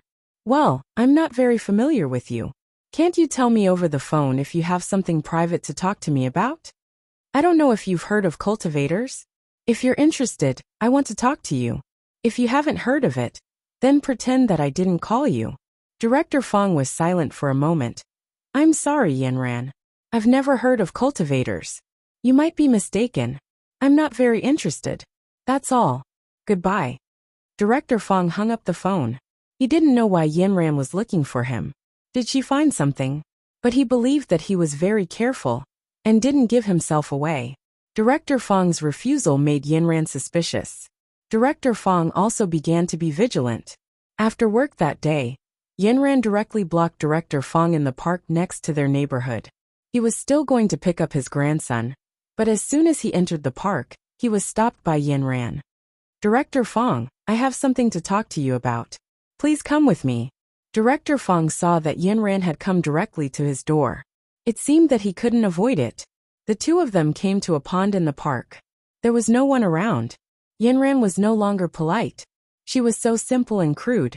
She directly released the pressure of the higher void and forced Director Fong to kneel down. Director Fong was shocked. As a Zixuan cultivator, he suddenly encountered a strong opponent. He did not hesitate to use the spiritual power in his body to resist. The white qi and the purple qi collided, causing all the water in the pond to splatter into the air. It was obvious that the white qi was many times more powerful than the purple qi. The purple qi was suppressed and scattered on the ground. Director Fong's whole body was pressed to the ground. Can you tell me now? Yanran, what do you want?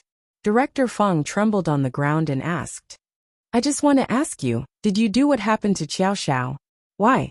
Yanran was now very sure that there were not many experts in the Zixuan. The incident with Xiao Xiao must have been done by Director Fong. There is no reason. I was just asked by someone. Who asked you to do it? I can't tell you.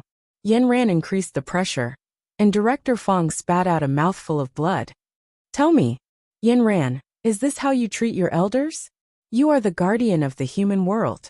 Who gave you the right to punish me without permission? Director Fong's original good impression of Yanran had completely disappeared. He did not expect Yanran to treat him like this. Yanran looked coldly at Director Fong. If you didn't do anything bad, I wouldn't punish you without permission. I don't care who you are. I just want to warn you that in the southern region, please don't do such a heinous thing again.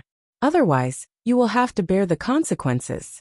After speaking, Yanran left Director Fong with a suave back view. Director Fong was so angry that he lay on the ground and did not come back to his senses for a long time. Xiao Xiao was pulled into a space by a hand. That hand was on his wrist. Xiao Xiao was pulled up and staggered, almost bumping into the person opposite him.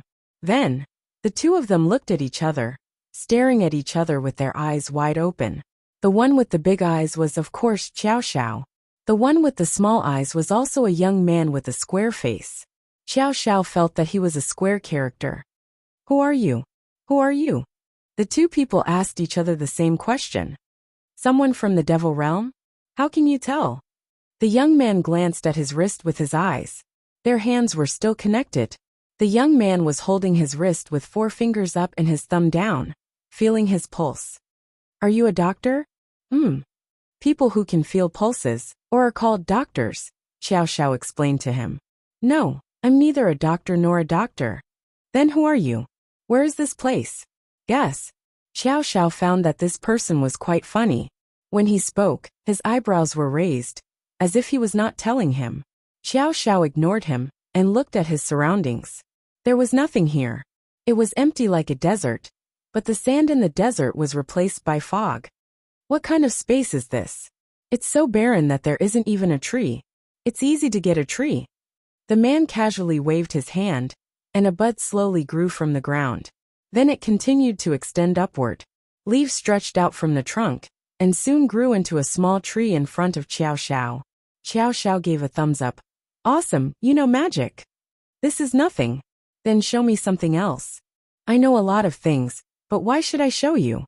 You're the one who pulled me in, so I'm your guest. Don't you have to show me something? The young man seemed to be in awe of etiquette. Hearing that Xiao Xiao's words made sense, he could only scratch his head and say, Okay, wait here. He pointed to the ground again. Soon, a table with a pot of wine and 2 cups appeared. I'll treat you to a drink. Xiao Xiao looked. Interesting. He conjured 2 more stools. Sit, it's a pleasure to have a friend come from afar. How did you know that I'm from the demon realm? Your pulse is full of demonic energy, so you must be from the demon realm. And your status in the demon realm is not low. Your bloodline is very pure. Are you from the demon realm's royal family? Damn, I met a Zhuge Kong Ming. His guess was so damn accurate. Xiao Xiao coughed. More or less. What about you? I am the sage of calligraphy Kong Ming, who has read all the books in the world. Do you know how to read minds? It's really Kong Ming. Okay, is your surname Kong? Or Zhuge? Of course my surname is Kong. Oh, that's good, that's good. You scared me to death. I thought I accidentally met Mr. Zhuge from the 3 kingdoms. That's my descendant. Because he worships me, he took my name. Keep bragging. Why are you here alone? I've been here for tens of thousands of years, slowly growing up from a small seed to what I am now. Xiao Zhao's eyes widened. He didn't find it strange that he grew up here alone. What was strange was that he was only one person. How could he know so much? There's a house of gold in a book, and there's a jade in a book. I'm the spiritual knowledge of these books, so of course I know a lot. I know astronomy, geography, ancient and modern, and I know the 6 kingdoms. If there's anything you don't understand, you can ask me. Kong Ming replied proudly. Then do you often drag people into your space? No, you're the first. It depends on luck. Only you have a discerning eye. These books have been kept at the bottom of the box. And after tens of thousands of years in several kingdoms, they finally have a place to see the light of day. But still no one came. It's like a pearl covered in dust. Kong Ming said and pretended to drink a mouthful of wine, sighing. Haha, that's a coincidence. I came here today to find a way to make myself stronger. Xiao Xiao smiled and pretended to drink a cup of wine. Why do you want to become so strong? Did someone bully you? Yes, there are many people who want to kill me. I see that you're full of righteousness. Although you have a demonic physique, you don't seem to have done anything bad. Xiao Xiao gave him a thumbs up. If everyone in the world is as clear as a mirror as you, able to see through the essence at a glance, then I wouldn't have to live so hard. Sai, these people don't read much. Everything is taught in the book, they just don't read it carefully. Kong Ming was really disappointed with these people who didn't like to read.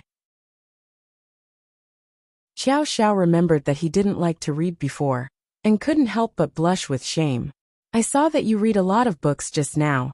Did you read them all? Of course I read all of them. Then let me test you. How much do you remember of the books you just read? Sorry, I memorized them all, but I don't understand the meaning. Kong Ming's wine cup fell to the ground. What did you say? You read so many books and memorized them all in just a short while? Yes, my brain is working well now. Then let me test you. Recite Howren's book from beginning to end for me. I just memorized it all, but I don't know how to read it at all. The words are all ancient characters. I can't understand them. Then you're just bragging. Like I said, there's no one in this world who is so powerful. But I can memorize it for you.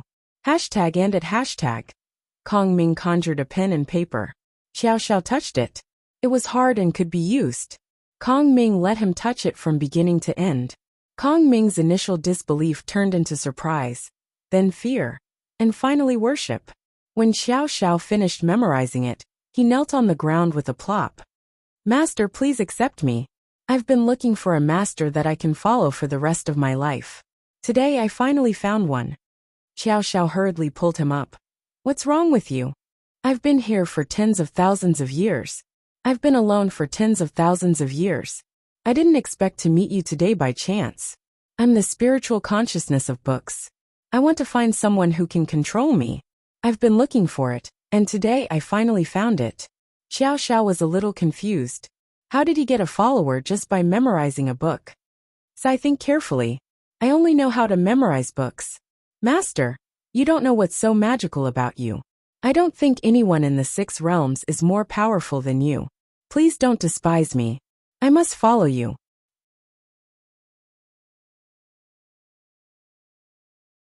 Chapter 90. Xiao Xiao couldn't believe it. AI, think about it carefully. We're still in the space, and I'll be out in a while. How can I be your master? Master, you don't have to worry about this. You just need to create a small space for me in your mind, and I'll stay there. You're saying you want to live in my mind? Xiao Xiao thought about this horrifying scene. How can I do that? Aren't you aware of my every word and action? Then you can take me with you. If you have any accessories like a jade pendant, I'll hide in there. Xiao Xiao thought about this scene, and the fact that he had to take someone with him. He was still a bit scared. Why do you want to follow me? Well, I want to read more books. You know that I'm the soul of books. I've already read all the books in the library. I need new knowledge, and you have the best memory I've ever seen.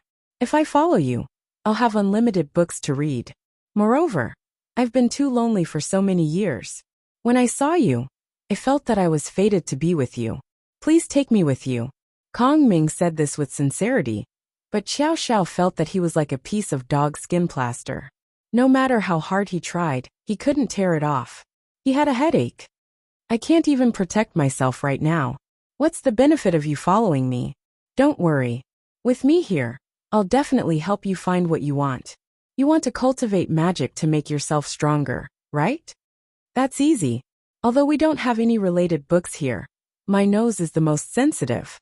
If there's a book like this, I'll be the first to find it. So his zodiac was dog. What if I don't take you with me? Kong Ming acted as if the sky was falling down. He said with a sad face, if you don't take me with you, this space will always exist. I only know how to let you in, but I don't know how to get out.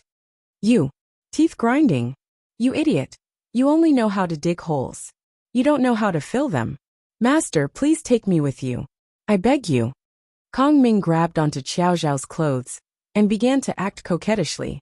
Xiao Zhao suddenly felt like he was acting coquettishly in front of Yanran. He gritted his teeth and asked, you really don't know how to send me out?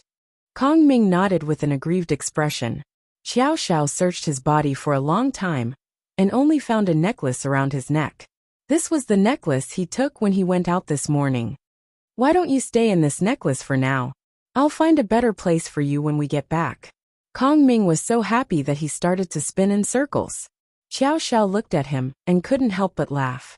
This was simply a bookworm who had been here for tens of thousands of years. He had been crazy about books all his life. Forget it. Let's bring him along. Master, there's one more thing that I need to remind you of. Kong Ming lowered his head and didn't dare to speak. Say it. What else do you want to say? It's like this. If I go with you, all the ancient books in this area will disappear, because I will take them all with me into your necklace. Kong Ming's voice became softer and softer.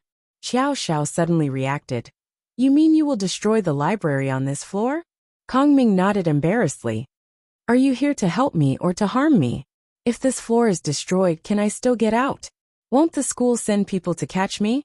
Xiao Zhao was a little crazy. This bookworm only cared about him. That's why I said I need to remind you of something. Kong Ming whispered again. Xiao Zhao was furious with this bookworm. Then what should we do? The camera in the library must have caught me on this floor. If we go out, this floor will collapse. It will be on the headlines today. At this time, Kong Ming lowered his head like a child who had done something wrong. Master, please don't blame me. I didn't want to do this. Xiao Zhao walked up to him and knocked his head twice. You can't do anything right, but you're good at spoiling things. Kong Ming held his head and whined. You can't hit a man's head. You are a bookworm. You even know your own gender. You are really smart. Hey, I'm a man. It's written in the book. Kong Ming giggled. Seeing Kong Ming's smile, Xiao Zhao didn't stop him. He sat down at the table and began to think of a solution. Senior Yen, you have to control Yanran. I was hurt by her just now. Director Fong was so angry that he called Senior Yen directly. What happened? Old Fong. Senior Yen was very cautious when he saw Yanran was involved. I don't know where she found out that I did it to Xiao Zhao. She came to me directly and warned me that if I dared to do it again, she wouldn't be polite, and I would be responsible for the consequences. Senior Yen, I was working for you. Now I was insulted for no reason. I don't even know how to explain it to you. Director Fong felt wronged. Senior Yen had a headache. Director Fong's identity couldn't be exposed, so he couldn't tell the truth to Yanran. Then what identity did Yanran use to warn you? Of course she warned me in the name of the guardian of the human world. I guess she must have thought that Xiao Zhao didn't have any evil qi anymore. So he was the one she wanted to protect. And I was a master who came out of nowhere. Alas, why is it so stupid? Senior Yen also felt the same. How did you give yourself away? How could they know it was you? That's why I feel strange. It's impossible for them to know it was me. Is there a mole among us? Sure enough, a message came from Yanran. Grandpa, a master of Zishuan suddenly appeared in our territory. I have located him. I will continue to follow him in the future, in case he does something harmful to humans again. That's enough, Bureau Chief Fong. You can only admit defeat this time. I don't know how you were exposed. Yanran already has her eyes on you, so you'd better behave. Your identity can't be exposed. You have done a lot of things before that can't be investigated. You have to know it in your heart. Senior Yin couldn't help raising his voice at the end and warned. Director Fong had no choice but to swallow the bitterness. He had done a lot of dirty things for Senior Yin before, so he was hidden in the dark. Since he had chosen this road of no return, many things couldn't be put in the light. As a result, he could only live in the shadows. Senior Yin felt that his tone might be a bit harsh, and then softened. You said your daughter's job problem last time. I will find a way to arrange a satisfactory job for her. During this time, you stay at home and don't attract Yinran's attention. Alas, it was Senior Yan's usual style to give a carrot after a stick. After all, that was his granddaughter, his favorite. He would never stand on the side of an outsider. Director Fong was depressed. He hung up the phone and looked at his grandson, who was running around in the living room. He didn't even have the mood to play with him. But when he thought about it, no matter what, his daughter's job problem was solved. Although he was the director of the District Education Bureau, the country was very strict now. There was no way to arrange for them to go anywhere. Because of this, his daughter had complained to him several times. What a useless father. Director Fong knew that the southern aristocratic families had a way. They had a place in the whole national system. The national security needed their help. Of course, there were some exchanges of interests. It was a small matter to arrange an individual. The arm couldn't twist the leg. If it weren't for Yinran, he wouldn't have let it go. After all, she was Senior Yan's granddaughter. He could only pinch his nose and swallow his anger. Xiao Xiao and Kong Ming stared at each other. A pot of wine had been emptied. Both of them were a little drunk. Xiao Xiao had drunk wine for the first time. He was more drunk than Kong Ming. Now he was a little dizzy. Kong Ming had become two people in front of him. Kong Ming, you only have wine. You didn't even order any dishes. Is this how you treat your master? Xiao Xiao's tongue had begun to roll. Also, where did you get this wine from? There is a house of gold in the book. There is a beautiful woman in the book.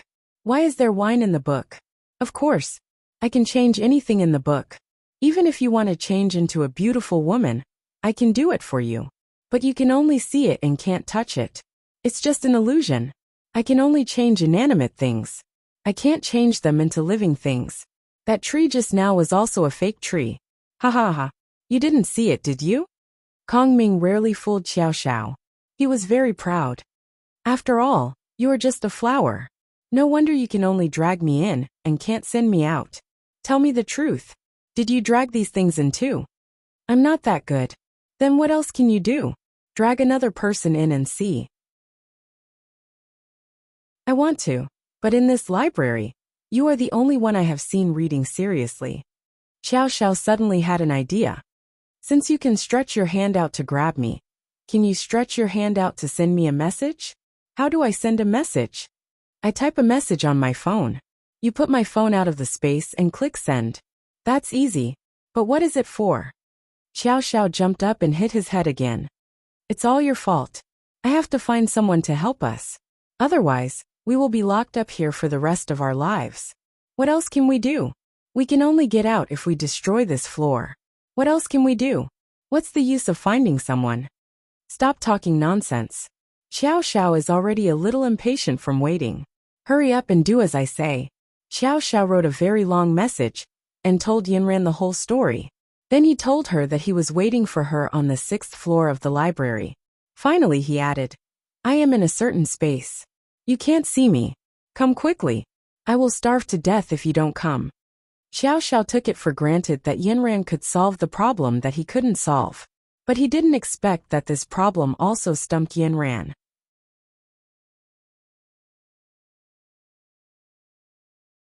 Chapter 91.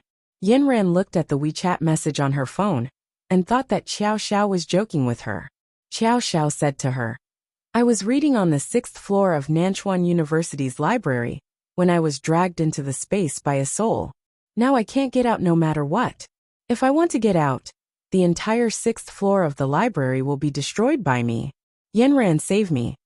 Yinran threw her phone aside because she was busy with another matter, which was to write a report. She wanted to file a complete report on the incident of Director Fong casually injuring people. Xiao Xiao and Kong Ming drank until they were dizzy and fell asleep. Xiao Xiao's delicate body couldn't stand sleeping on the ground. He directly ordered Kong Ming, "Make 2 more beds. I want to sleep for a while." Kong Ming was also drunk. He conjured 2 beds, and the 2 of them began to sleep soundly. When Yanran remembered her phone again, it was already the next morning. When she arrived at school, she found that Xiao Xiao didn't come to class. She called Uncle Wu and found that Xiao Xiao was missing.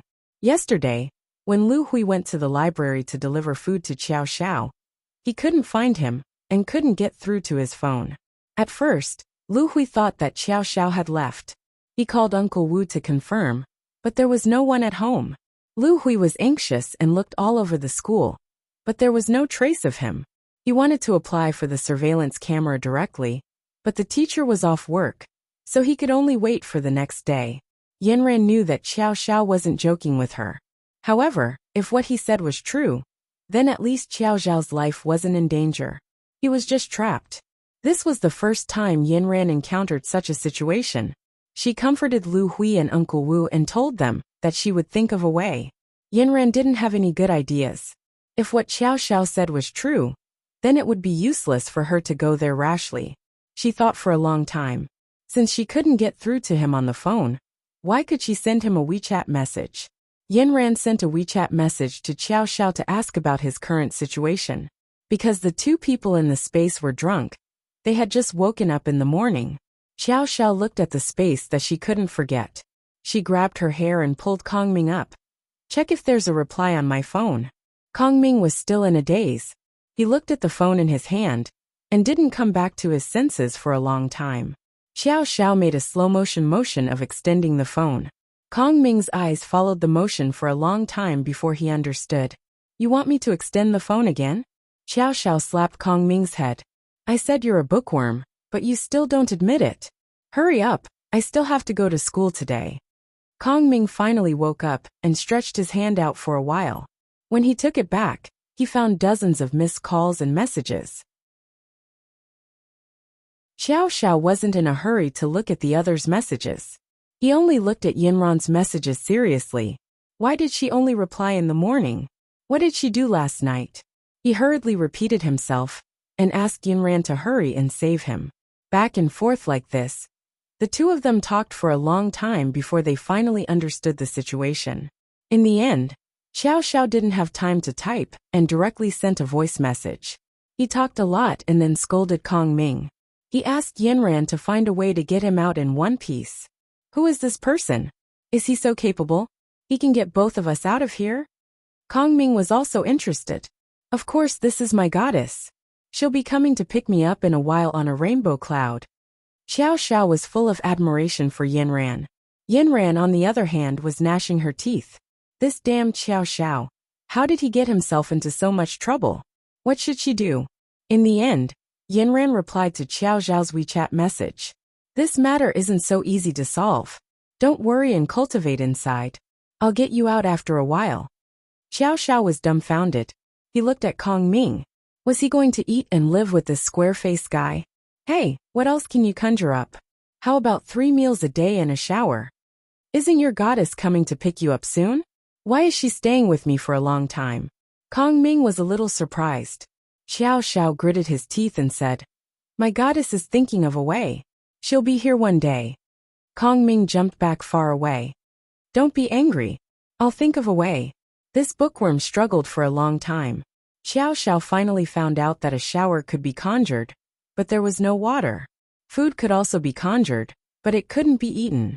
No matter how hard Xiao Xiao tried to beat up Kong Ming, it was useless. Thinking about how he still had to stay here miserably, he could only follow Yanran's words and cultivate obediently. Yanran pacified Xiao Xiao for the time being. She went to Nanchuan University's library and looked carefully from the outside to the inside structure. She couldn't find a solution no matter how hard she looked. Then she went to find Uncle Wu. Uncle Wu thought that the young master had returned and happily opened the door. He didn't expect to see Yanran standing outside. However, he was also very happy. Miss Yanran was his favorite girl. He hurriedly welcomed Yanran in and made her the most expensive tea. "Uncle Wu, I heard that you donated a library to our school. Is that so? Speaking of this, Uncle Wu was a little embarrassed. At that time, the young master's grades weren't very good. In order to let him enter this key high school, I spent some money on him. Then Uncle Wu, are you interested in donating another library? Why? Why do you want to donate again? Uncle Wu stood up in surprise. Xiao Xiao was in trouble now. He was locked in a space in the library on the 6th floor. When Uncle Wu heard that Xiao Xiao was in trouble again, he immediately became nervous. He can't get out. Is he trapped? Yes. If he wants to get out now, the entire 6th floor of the library will be destroyed. When Uncle Wu heard this explosive news, he still couldn't come back to his senses. Miss Yanran, what do you mean? Uncle Wu had some guesses. You're saying that if Xiao Xiao destroys the library, I'll donate another one to him? This is the worst plan. I hope that you can donate a library first, and take the initiative. Then you can buy all the books on the 6th floor. If you want to buy books, you can directly apply to the school to buy them. Why do you want to donate a library? Because the books on the 6th floor are all ancient books. Many of them are probably the only copies on the market.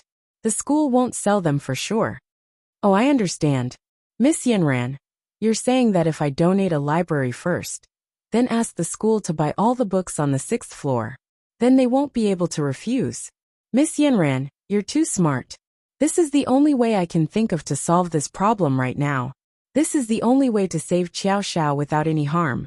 But if Uncle Wu's finances are tight, then we won't be able to do it. It's fine, it's fine. Don't worry about the money. I'll think of something.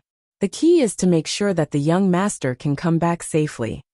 After the discussion was completed, Uncle Wu began to prepare all the necessary procedures. Yanran, on the other hand, went to Professor He's home again. Of course, she didn't tell Uncle Wu as much as she did. She only asked for his help. Xiao Zhao's family wanted to donate a library to the school, and hoped that he could help mediate the situation. Yanran, actually Xiao Xiao doesn't need to donate a library at all. He's my last student, and wants to attend Nanchuan University. I've reserved a spot for him a long time ago. You're mistaken, Professor He. This is a token of Xiao Zhao's family's sincerity. It's a small amount of wealth passed down from their ancestors, so they want to do something for it. Professor He was very happy. He didn't expect Xiao Xiao to have such a background. He immediately agreed, and would help facilitate this. Yanran came out of Professor He's home. She raised her head to look at the sky and rubbed her nose and cheeks. This was the second time she had lied for Xiao Zhao's sake. Xiao Xiao and Kong Ming had already been in the S.P.A.C. for more than 10 days. Xiao Xiao had thought he would starve to death for sure, but the S.P.A.C. was miraculous. As long as he entered a state of cultivation, he would not feel hungry at all. Since Yanran wanted him to cultivate in peace, the only thing he needed to do now was cultivate in peace. Coincidentally, there was a calligraphy attic next to him. The two of them discussed cultivation as they cultivated, so the days were not too tiring. Xiao Xiao finally realized that Kong Ming was a gem. He had read far more ancient books than Xiao Xiao had. The books in his head finally had room for understanding. The little tadpoles jumped around excitedly. They took out all the knowledge that had been stored in each room, and broke it up, kneaded it, and turned it into a new dough. They polished off all the burrs on the surface, and rolled it around in Xiao Zhao's head like a smooth ball. Xiao Xiao felt like his body didn't belong to him. He could clearly feel his meridians clearing little by little, but his soul felt like it was drifting outside his body. He could only control his spiritual power to clear the invisible barrier bit by bit. Xiao Xiao had profited from his misfortune during this period of time. He learned how to better utilize his demonic aura, and how to use his spiritual pressure. Before he knew it, he had achieved breakthroughs in both the world's #1 spiritual spell and the spirit concealment spell. A set of golden light lit up in the air and scattered around him. Kong Ming was dumbfounded as he looked at Xiao Xiao, who was shrouded in golden light. He was like a son of heaven. His finely sculpted facial features reflected a faint golden light in the entire space. He was as noble as a god. When Xiao Xiao opened his eyes, He saw Kong Ming staring at him in a daze. He muttered to himself, "This is 2F asterisk king eye-catching." PFFF. Kong Ming had learned this sentence from Xiao Xiao in the past 2 days. He didn't expect to use it here. Xiao Xiao smiled at Kong Ming. "Don't fall in love with me. I'm a man. Love doesn't discriminate between genders." The bookworm was still speaking with conviction. "Okay, what else have you not told me about cultivation? This time, I'm going to give Yanran a different me. You keep talking about Yanran. Yanran? What kind of person is she?" Kong Ming couldn't help but ask curiously. "She is the most beautiful woman in the world. She is also the person I admire the most. If I am in trouble, she will definitely come to save me." As Xiao Xiao spoke, the corners of his mouth couldn't help but rise. "What kind of personality is she? Tell me about it." "She is very cold and doesn't like to talk to people. However, I know that a beauty like her looks cold on the surface, but her heart is as hot as a ball of fire." "You like her so much. Does that mean she likes you too?"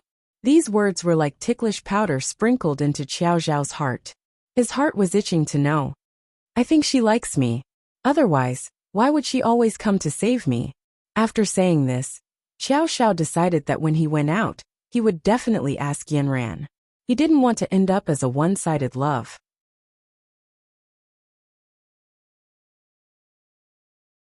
Chapter 92. A few days later, more than a dozen moving company cars finally arrived outside the library on the 6th floor of Nanchuan University. Under the guidance of the school teacher, a group of people went straight to the 6th floor. They brought hundreds of cardboard boxes with them, each of which was about 1 cubic meter in size. Then they lined them up in a row in the open space of the 6th floor. The librarian said to them, "Be careful, don't break the books." Then the books were all put into the boxes one by one. Xiao Xiao and Kong Ming had already sensed the movement in the library. "No, they seem to want to move us away." "Move to where?" "Yanran hasn't come yet." Xiao Xiao couldn't see the situation outside and was a little anxious. "They are packing all the books into boxes. It seems that they are going to take them away. All the books are going to be taken away. What about you? What about this space?" "The books are all gone, so the space must go with them." Xiao Xiao thought about it and figured out the key point. He slapped his thigh and laughed. "I knew Yanran would have a way. She must be going to move all the books on the 6th floor to another place. Then we can go out. It doesn't matter if they are destroyed. I must reward her when we get out." Sure enough, the books on each shelf were carefully packed into boxes from top to bottom. The collection of books in the library was really interesting. More than a dozen boxes were all filled, and the whole team drove in a certain direction. Kong Ming and Xiao Xiao followed the books in the space, and finally left the library, where they had stayed for more than 10 days. More than a dozen cars drove to the suburbs of Nanchuan, where Xiao Zhao's house was located. The environment was beautiful, surrounded by all kinds of vegetation, and it was very quiet. After the workers put all the boxes in the yard of the villa, Uncle Wu sent them back. "Uncle, do you really not need us to help you carry them upstairs?" No, the books are old. I have to put them in the yard to dry first." "All right, then we'll be leaving first. Be careful, elder." The workers took the generous service fee and left with smiles on their faces. Uncle Wu's face couldn't help but sink. "Come out." With a boom, the entire courtyard shook 3 times. The flowers and trees in the courtyard were destroyed by the impact, and the entire courtyard became a ruin. Fortunately, Uncle Wu was standing far away, but at this time, he was also hit by the impact. Then a carefree and unruly young man stood in the midst of the mess. His exquisite face revealed the most enchanting smile. His arms were spread to both sides, and a beautiful necklace on his neck shone under the sunlight. The young man was stunned. Why was it different from what he had expected?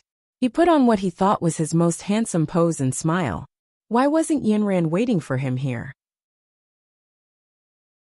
He had even thought of giving her a big hug and praising her for being smart. Then, the young man realized that Uncle Wu had been knocked against the wall. The surroundings were like a battlefield. He rubbed his nose. He really didn't want to admit that he had done it. It was all that damn Kong Ming's fault. He quickly rushed over. "Uncle Wu, are you okay?" Uncle Wu was rarely cold to him. "I'm fine, but you're not." Think about how you're going to be punished. Uncle Wu, you can't blame me for this. I'm also very innocent.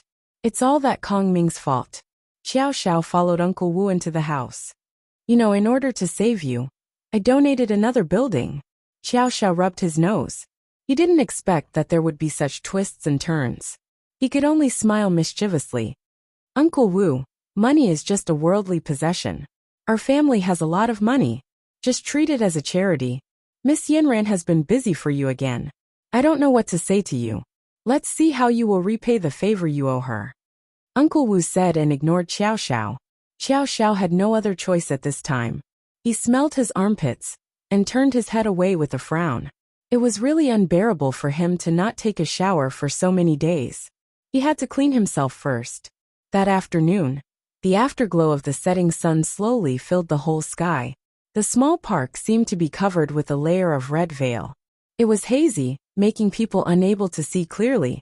The nanny took Director Fang's grandson to say hello to several companions and prepared to go home. The little grandson had a lot of fun today. Now he was a little tired. The nanny had already let him sit in the pram. The nanny saw some food residue at the corner of his mouth and took out a handkerchief to wipe it for him. Nowadays, people use paper napkins, but the nanny still felt that handkerchiefs were more convenient and save money. When the sky was about to turn dark, the nanny pushed the child to a corner next to the woods.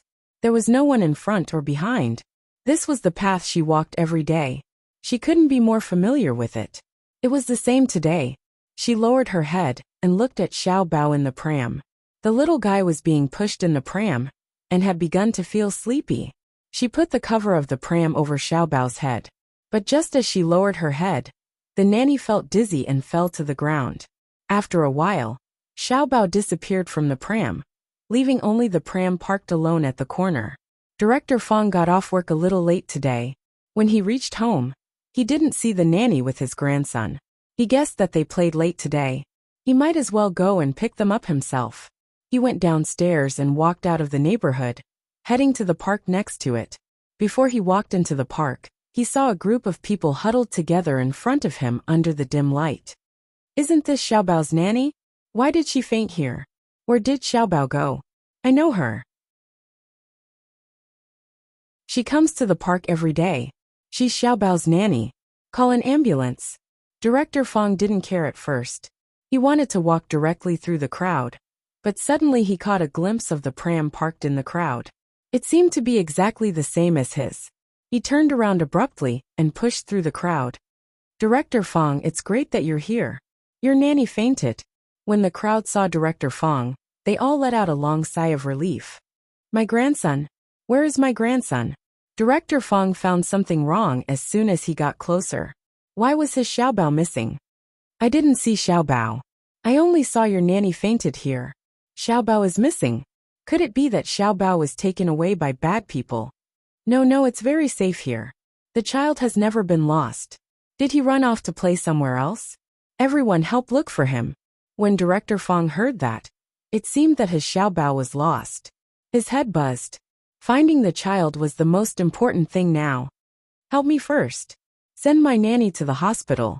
Let's hurry and find the child. Director Fang was also anxious. He searched the entire park with everyone. However, after searching around until the sky was completely dark, they still couldn't find Xiao Bao. The circle of friends looking for Xiao Bao had expanded to the whole city. Bus lines, taxis, and the surrounding supermarkets and shopping malls all broadcast search notices. However, they still couldn't find him until late at night. Because the park was spacious, there were only a few places with cameras. The place where the nanny fainted was unfortunately not within the range of the cameras. Director Fang's family was so anxious that they couldn't sleep all night. Could it be that they were really so unlucky as to encounter human traffickers? Dad, what do you think we should do? How will Xiao Bao spend the night? Will the human traffickers abuse him? Director Fang's daughter had already begun to let her imagination run wild. She hysterically shouted at home. Director Fang's head hurt from his daughter's shouting. He was no less worried than his mother. This was his most beloved grandson. If something happened to this grandson, Director Fang simply didn't dare to imagine. After a night of anxious waiting and the whole city searching, There was finally news. Early the next morning, the phone rang at home. Director Fong, we found a child's body in the pond in the park. We want to ask you to come and identify it. The phone slipped from his hand and fell to the ground. Director Fong felt dizzy and fell onto the sofa. Dad, what's wrong? Director Fong, who hadn't slept all night, was hit by the news and couldn't breathe. He looked at his daughter's haggard face. His mouth open, but he didn't know what to say. Dad, tell me quickly. What's going on? Is there any news? His daughter anxiously grabbed his shoulders with both hands and shook them desperately. The police called and said that a child's body was found in the pond. They want us to go and identify it. His daughter heard this sentence and was dumbfounded. Dad, what did you say? You're not scaring me, are you? Director Fong reacted. Daughter, don't worry. It's not necessarily the case. They just want us to go and identify it.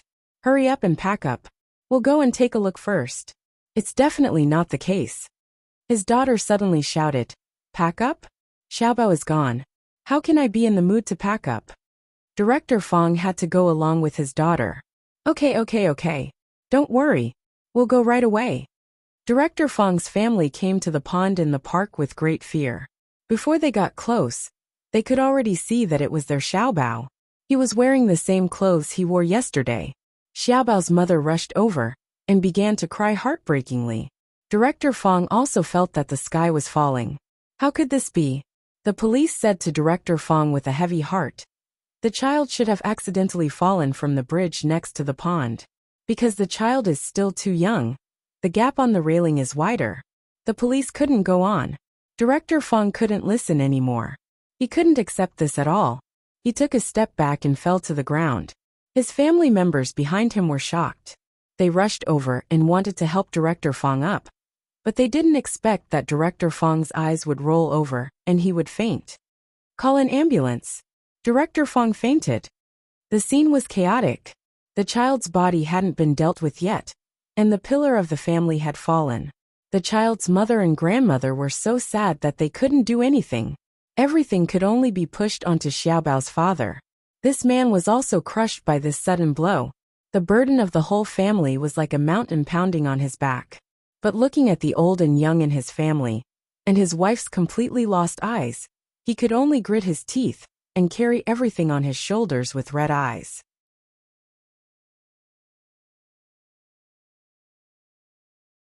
Chapter 93. Today, a child's body was found in a certain park in this city. After investigation, it was found that the child fell into the water. He was 4 years old. Please take care of your children. Minors have a weaker sense of self-protection. They must be accompanied by their family members before they can go near the water. The news kept reporting, and the people watching the news kept their eyes glued to the screen, unwilling to look away for a long time. He suddenly picked up the bowl in front of him and threw it at the TV. The bowl was smashed into pieces and fell to the ground, but the TV was not damaged at all. It was still broadcasting the news about the child who fell into the water. Then he picked up the chopsticks and spoons on the table. Whatever he could grab, he threw at the TV one by one. Finally, under his continuous efforts, he didn't know which shard hit the power supply, but the TV finally stopped ringing. Huagang, what are you doing in the room? Why is it ringing nonstop? His mother's voice came from the kitchen. Only then did Huagang wake up from his emotions. He replied in a hoarse voice, Mom, I'm fine. The bowl fell to the ground and broke. Be careful. I heard that it was quite loud. Don't hurt your hand. His mother's voice came, adding to Huagang's irritation. The scene of the child falling into the water kept appearing in his mind. He really didn't do it on purpose. He didn't want to kill him. He just wanted to scare him, leave some scars on his body, and tell him that it was Xiao Xiao who came to scare him. That way, he could go back and tell his grandpa, and his grandpa would know. He just wanted to provoke the conflict between Director Fong and Xiao Xiao. But he didn't expect the child to be so easily scared. He slipped and fell directly into the pond. When the child fell, the fear in his eyes kept magnifying in front of Huagang's eyes. This touched the last bit of kindness in Huagang's heart. Just a little. What he really hated was that his plan didn't succeed. He accidentally killed a person and didn't achieve his goal. Now that he was dead, who could tell his grandfather that it was Xiao Xiao who did it? He waited in the park for many days, and finally found an opportunity when there was no one around. He avoided all the cameras and followed the nanny. When she was not paying attention, he cast a spell and knocked her out. Everything went smoothly, and he successfully carried the child. After venting his anger, Huagang finally calmed down. What he needed to do now was to make use of this child. The child could not die in vain. His death had to be worth it. The black elements in Huagang's blood began to surge violently. The sight of death seemed to make him even more excited. The joy of bloodthirst filled his brain. He suddenly felt that his previous plan was too low. Now by accident it was even more perfect and advanced. He picked up a piece of broken bowl from the ground and rubbed it in his hand. Soon, his entire palm became a bloody mess, but he didn't seem to feel any pain. Instead, this kind of stimulation made his mind reach a climax. He threw away the broken bowl and used his tongue to lick his palm clean bit by bit. The smell of blood was really too fragrant. Xiaobao's funeral was arranged very quickly. He was buried 3 days later. The funeral music played at the scene. Xiaobao's mother looked at the picture of her child on the tombstone and couldn't bear it. When the child's father was not paying attention, she hit the tombstone. Her head was broken and bleeding on the spot, and she fainted. Director Fong was the same. He cried at the scene. He had never lost his self-control like this, especially in front of so many people. But at this moment, his precious grandson left him because of an accident. It was really an unexpected ending. He could no longer control his emotions, and was so sad that he couldn't control himself. After the funeral, Director Fong returned home like a soulless puppet. He sat on the sofa and looked at the picture of Xiaobao on the bedside, tears falling silently. He was not a person who accepted his fate. He felt that this matter was very strange. Why did the nanny suddenly faint? The nanny had been in their house for 2 years. She had always been in good health. He had never heard of her suddenly fainting. And after the nanny woke up, she said that Xiaobao was sitting in the car. Why did Xiaobao get out of the car alone after the nanny fainted? The police also felt a little suspicious, but they didn't have any clues. They could only tell from the footprints left at the scene that Xiaobao slipped from the bridge into the pond. There were no traces of him being pushed. Director Fong walked back and forth many times from the time the nanny fainted to the bridge. This section of the road had to turn several corners, and the distance was still a little far. As a child who was almost 4 years old, it was not easy to smoothly walk to the bridge without being discovered by others. He had been thinking about his grandson, but he couldn't figure out why this child would take this road. This road was so winding. Xiaobao's thinking should be very straightforward. Why did he take several turns to walk to the bridge? Although Director Fong had no evidence, he guessed that someone must have made the nanny faint, and then brought his grandson to the bridge. Everything had a purpose. If it was just to harm a child, there was no need to make such a big fuss. Then what was his purpose? He hadn't slept for several days and nights. His eyes were bloodshot. As soon as he closed his eyes, he saw the tragic death of his child. His family was in a mess. It could be said that his family was broken up. Countless people came to see him and asked him to restrain his grief. But what he thought was that to avenge his grandson, he must catch the murderer. He recalled what had happened recently. The only thing that made him break the rules was Qiao Zhao's case. The seed of doubt was planted in Director Fong's heart, and it kept growing. Could it be that Qiao Zhao was really a person with evil spirit? When he found out that he was the one who did it, he came to take revenge on his family. He thought of Yanran again. Yanran had warned him. He had never dared to think in this direction. Yanran was Elder Yan's granddaughter, the granddaughter of his boss. She wouldn't do such a thing to harm his grandson. No matter what, they were all cultivators. There was a deep sense of powerlessness wrapped around him. Like a hemp rope, it was hard to strangle his heart, and it was already bleeding. He swore in his heart, Elder Yan, if this was really done by your granddaughter, don't blame me for being your superior and subordinate for many years. Director Fong made a prompt decision. He disguised himself and went to Yanran and Qiao Zhao's school. He waited for several days, but Qiao Zhao didn't come. Yanran was there every day. He squatted at the school gate every day, but he didn't expect that the mantis stalked the cicada, unaware of the oriole behind. And that oriole was Huagang. He had been following Director Fang's movements. He knew that Director Fang must have doubts in his heart. But coincidentally, Xiao Xiao really wasn't at school during this time. He didn't know where he went. This really gave Huagang an excellent opportunity. Director Fang waited for 2 days, but didn't see him. Suddenly, 2 people walked by him and talked about Xiao Xiao.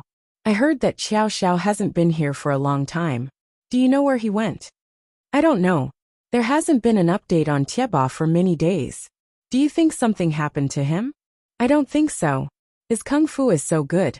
Last time on Tieba, it said that Boss Huang was beaten to the ground by him. Hello students. I'm a relative of Xiao Zhao's family. I'm from out of town. He hasn't been home for the past few days. I'd like to ask you for a favor. Can you help me call him out of school? Bureau Chief Fang stepped forward and stopped the 2 of them. We don't know. He hasn't been at school these days. Uncle, are you looking for Xiao Xiao? I'm his classmate. He hasn't been at school these days. May I ask what's the matter? I can help you pass on the message. Huagang greeted from the side with a face full of enthusiasm. Director Fang saw that Xiao Zhao's classmate had come. He was worried that he wouldn't be able to get any information. Hello, classmate. I want to ask, when was Xiao Xiao absent? 5 days ago. Xiao Xiao said that he had something to do. Then he didn't come to school. Director Fang calculated that it was the day his grandson was killed. Then do you know what he was doing that day? I don't know about that. But I met him on the road at night. I felt that he was in a panic. I don't know what happened. Do you need something? If I see him, I'll pass on the message. Oh, it's nothing. I just want to ask about his situation. I'll go to his house and wait for him. When Director Fang turned to leave, he suddenly saw a handkerchief sticking out from Huagang's pocket.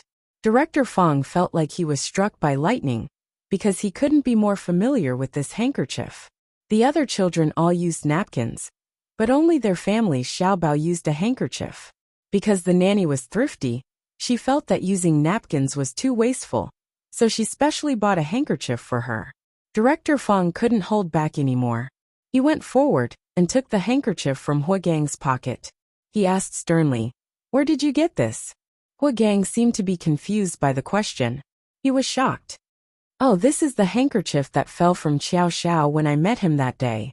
I've been keeping it, ready to find a chance to return it to him. But I haven't seen him. This should be Xiao Zhao's." Director Fang's hand holding the handkerchief began to tremble. Director Fang said word by word, "Can you give this handkerchief to me? I'll give it to him when I go to his house." "That's the best. You don't have to make another trip. I'll have to trouble you, uncle." Huagang's performance was reasonable and restrained. "No, Ma. Annoying." Director Fang turned around. His entire back was ramrod straight, and he walked stiffly back. Huagang looked at Director Fang's back as he staggered away. His back was already a little hunched, but his entire person seemed to be filled with hatred. Every step he took was extremely powerful, as if he wanted to stomp a hole in the ground. Huagang's eyes surged with monstrous waves. Haha, let the storm come more violently. He wanted these monstrous waves to overturn the sky. He wanted all the ships on the sea to sink to the bottom of the sea, never to rise again.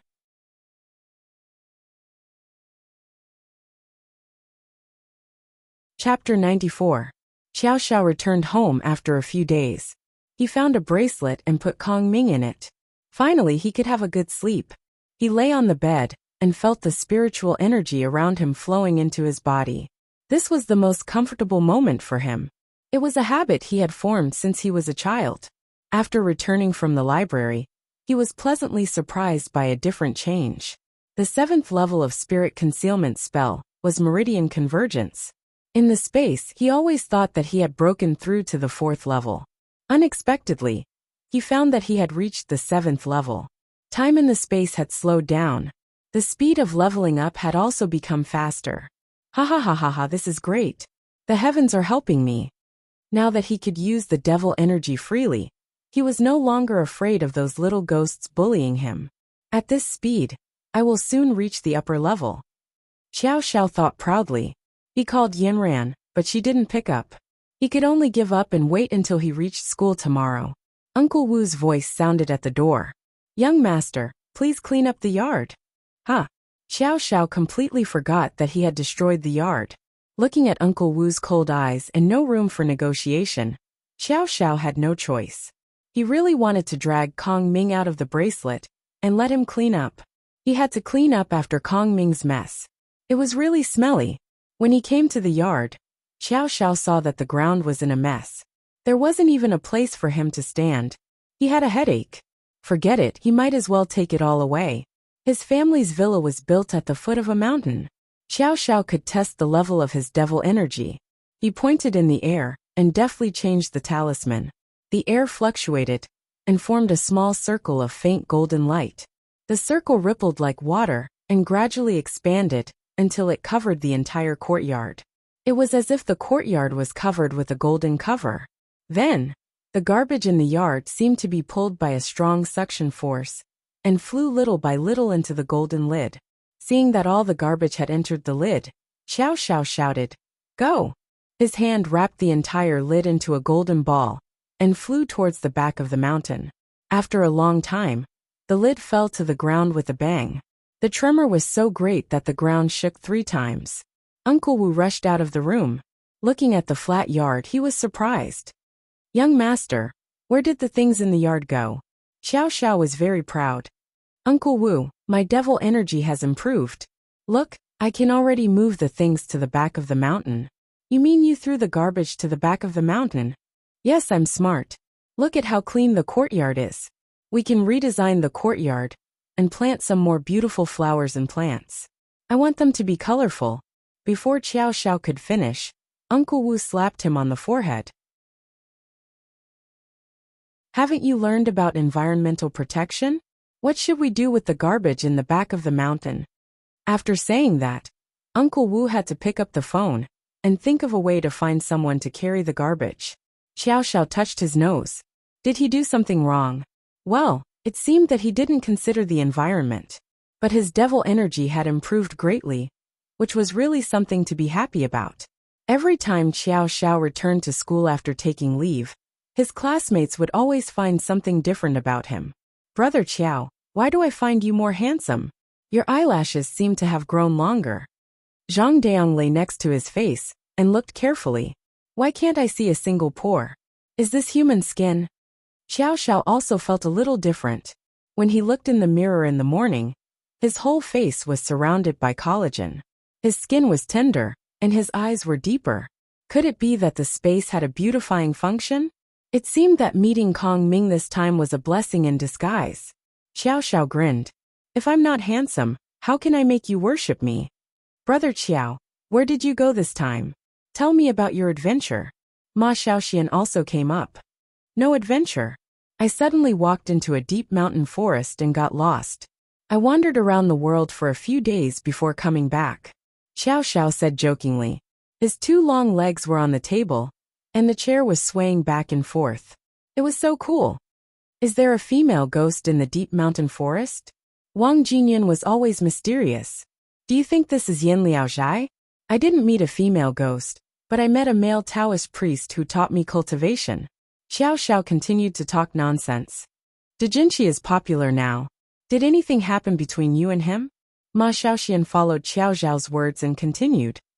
He looks like the Chinese character of China. He's square and I can't eat him. Xiao Xiao said and laughed. While they were chatting, Yin Ran, dressed in her school uniform, walked in coldly from outside the door. Xiao Xiao quickly retracted his legs and took out a wrapped bracelet from his bag. He respectfully handed it to Yinran and gave her a 90-degree bow. Yinran, thank you. You saved me from the fire again. Don't thank me. Uncle Wu paid for it. Yinran didn't accept the gift and said coldly, don't cause trouble next time. The surrounding people widened their eyes. It seemed like something happened between Xiao Xiao and Yinran that they didn't know. Sister Yinran, how did you save Brother Qiao? Jiechi couldn't help but ask curiously. This is a secret between Yinran and me. Don't ask. Come, Yinran, open the gift and see if you like it. Xiao Xiao only had eyes for Yinran. He didn't care about anyone else. I don't want the gift. You can take it. Yinran directly refused. Usually, it was Xiao Xiao who received gifts. This was the first time he gave a gift to a girl. Xiao Xiao didn't want to be taken back. He simply opened the package and took out the bracelet. Look, I also carved a name for you. Yinran looked carefully. It was a green bracelet. It should be made of jade and was very expensive. Large, round beads were neatly arranged one by one. What was more rare was that they were faintly exuding spiritual energy. Others couldn't see it, but Yinran recognized these antiques. They were probably treasures that Xiao Xiao brought from the devil realm. One of the beads was carved with the word yen. This bracelet was priceless. What a playboy. You give away gifts like this. Did your family become poor because of you? How can that be? This is the first time I gave a girl a gift. Do you like it? I'll put it on for you.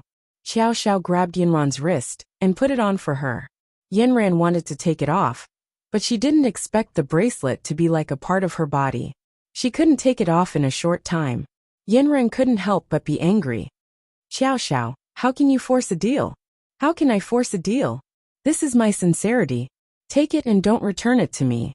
Otherwise I'll lose face. Brother Qiao, this bracelet is so beautiful. Zhang Daong said when he saw it. Jechi also liked it very much. Brother Qiao, if Sister Yinran doesn't want it, you can give it to me. Is this jade? Why is it so transparent? Zhang Jinyan also widened his eyes. This is just an ordinary bead made of glass. Don't make a fuss. It's not valuable. Yinran was still thinking of a way to take the bead off, but at this time the bell rang. The teacher had already walked into the classroom. Soon, Qiao Zhao's WeChat message came. This bead is good for your cultivation. It's passed down in our family. Take it. You also saw that the bead recognizes its owner. He likes you and can't take it off. Thank you. Xiao Xiao, come with me for a moment.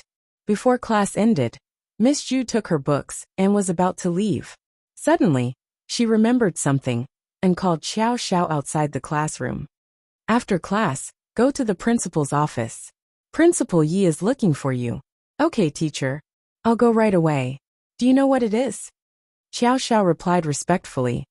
It seems like there's an activity for you to participate in. Just go. Brother Qiao, why is Principal Yi looking for you? Zhang Daong asked naively. How would I know? Miss Zhu didn't say anything. Could it be about you always taking leave? I heard the school say that you will be punished if you always take leave. Zhang Daong was a little worried. No, don't worry too much. Your brother Qiao. I won't be punished. After saying that, Xiao Xiao winked at Zhang Daong a few times. He slung his bag over his shoulder and went straight to the principal's office. Zhang Daong was stunned. He suddenly looked at Ma Xiaoxian. Brother Qiao is winking at me? Wow, I've been electrocuted. Wake up. Brother Qiao is winking. Didn't you notice that his eyes are like magic? They always want to suck you in. I didn't have time to look carefully. Take a good look next time. Brother Qiao has really changed since he came back this time. His eyes are so deep that they have formed a black hole. How charming. Zhang Daong held his little heart and sighed with emotion.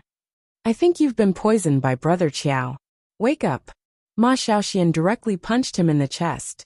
Yinran heard their laughter and looked at the bracelet on her hand. Did Xiao Xiao become more handsome again? She didn't look carefully just now.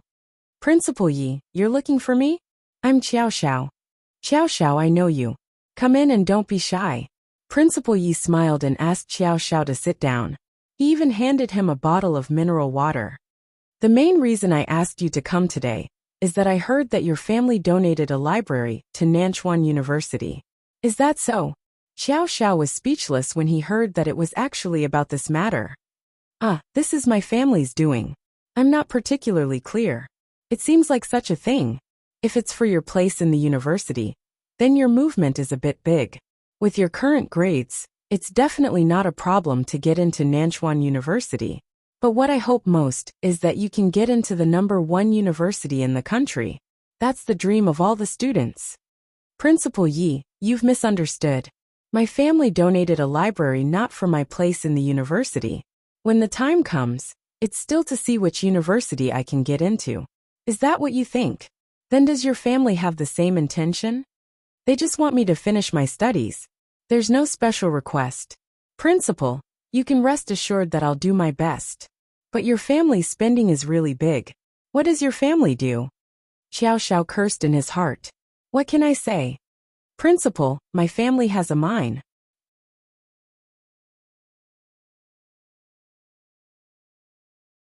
Chapter 95. Oh, no wonder. If there is a mine, then there is no need to worry. The second thing I want to talk to you about today is also related to this.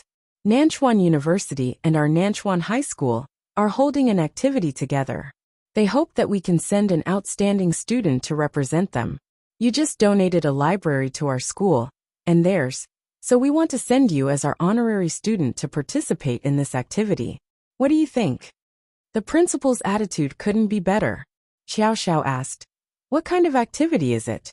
It is a poverty alleviation activity on behalf of the school. It will take about a week. Because it is a long way, I want to ask for your opinion in person. Principal, how far is it? It might take half a day to get there. It's a little hard. But as an honorary student of our school, this is also a place that we've fought for you. In the future, you'll have a more valuable place in all aspects. You'll also have a certificate of poverty alleviation, which will be very helpful for your future studies. The school really hopes that you can go. The principal said quite sincerely. Since the principal said so, what else could Xiao Xiao do? He had to agree. Okay, principal, I will go. I will not lose face for the school. I will strive to win glory for the school. Good job. I knew that you, Xiao Xiao, are a person who can put the school's interests first. You may have to fall behind in your studies during this period of time, but I believe that with your aptitude, there won't be a problem. Bring the books up to have a look. Okay, don't worry. Studying was not something that Xiao Xiao was worried about. It was just that he had just returned home, and now he had to go out again. He basically spent this semester going out and asking for leave. Soon the semester was going to end. Coming out of Principal Ye's office, Xiao Xiao sent a message to Yin Ran. I am going to participate in the poverty alleviation activity. It will be a week.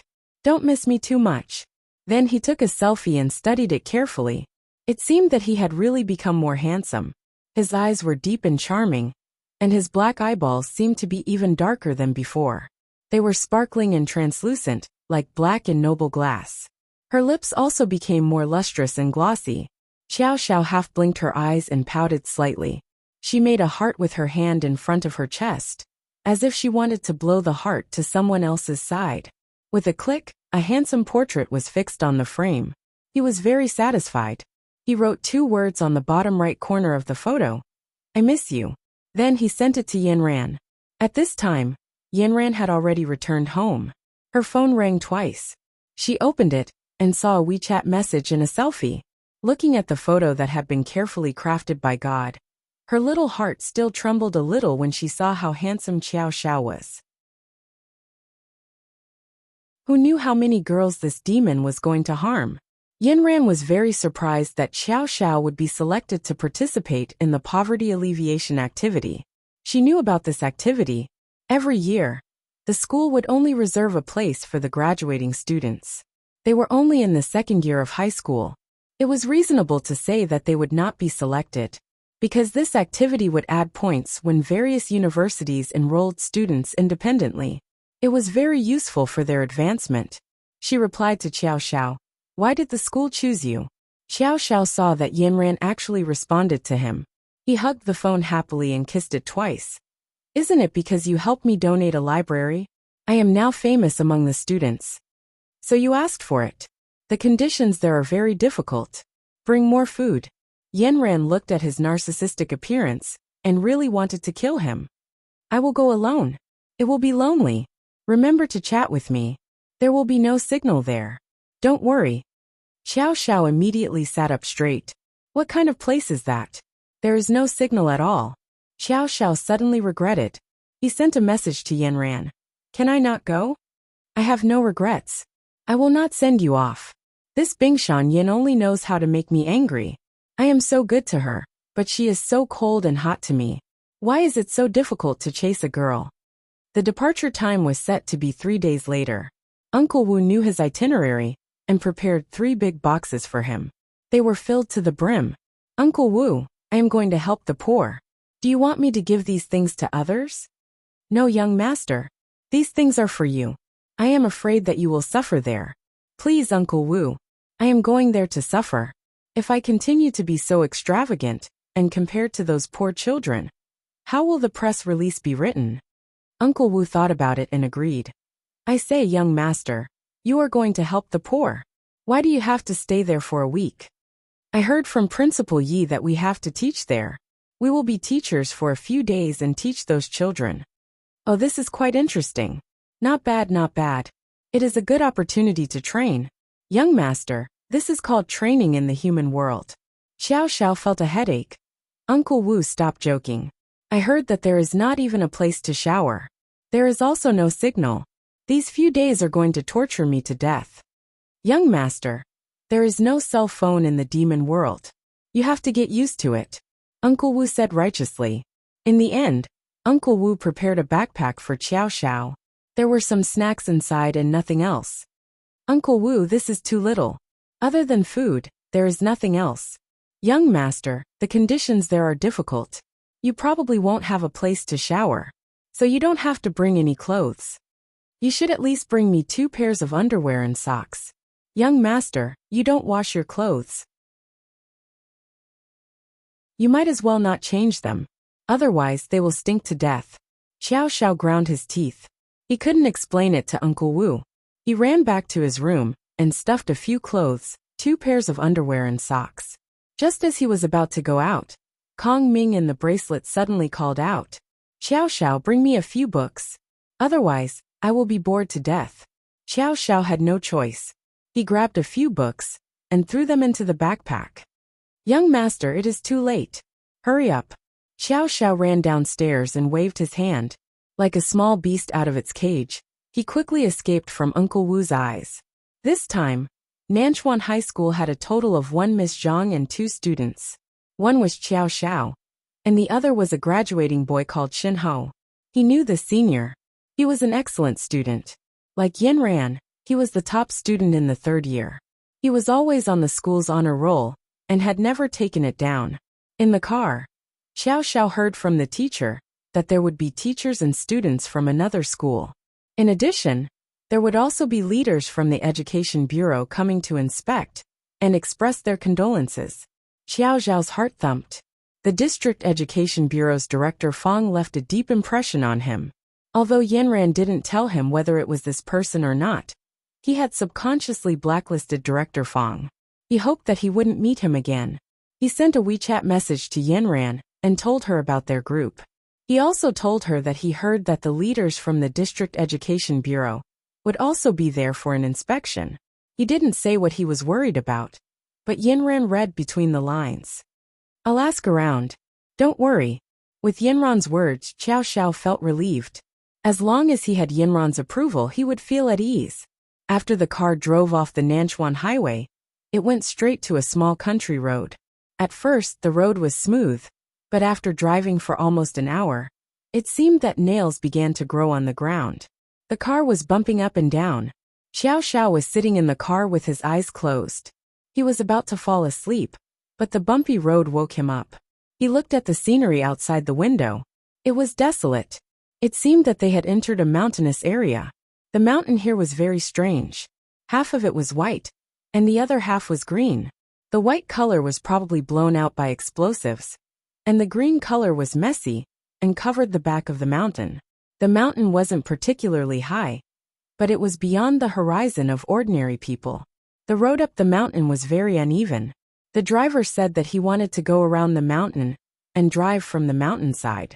The destination was a concave area surrounded by mountains. It turned out that it was really in the mountains. It seemed that Yanran was right when she said that there was no signal. Building a base station in the mountains, the signal couldn't be transmitted out. The mountain road wasn't a road at all. It was a road that had been trampled out all year round. Some places were very wide, while others were very narrow. The driver drove very slowly, for fear that the car would slip down if he wasn't careful. In this way, slowly and shakily, they finally climbed to the mountainside. Xiao Xiao looked down from the window. Sure enough, on the other side of the mountain, there was a small village surrounded by the mountains. Xiao Xiao didn't know how the people here usually left the mountain. Even if they had to drive, it would take at least 2 hours to get out of the mountain. The driver said, "When I first came here, I thought I was going the wrong way. There was no GPS. I just followed a simple map that the locals drew for me and found my way in. Fortunately, I used to be a scout and encountered all kinds of road conditions. If it was an ordinary driver, he would have turned around long ago. There aren't many people in the village. There are only some old people and children left behind. The younger and stronger ones have all gone to the city to work. The transportation here is so inconvenient that they can't come back even once a year. You came to the right place to help the poor. This place is really too poor. You can give them a piece of bread, and they can treat it as a novel meal. The most important thing is that these children are pitiful. No one is willing to be a teacher here. These children only know how to play with mud all day. They have already become stupid. Aren't we here to teach? To let these children see the outside world." A teacher continued, "It's just that you've been here for too short a time. What can a week do? It's just a formality, writing press releases, taking photos. You can't say that.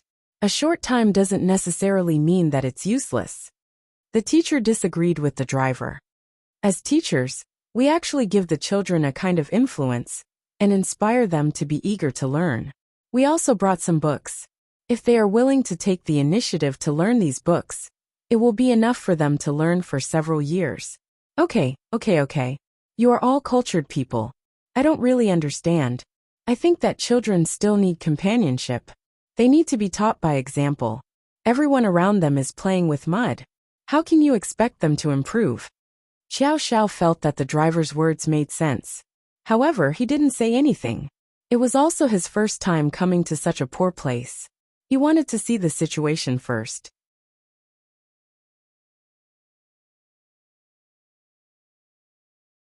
Chapter 96. The car swayed left and right and finally drove into the valley.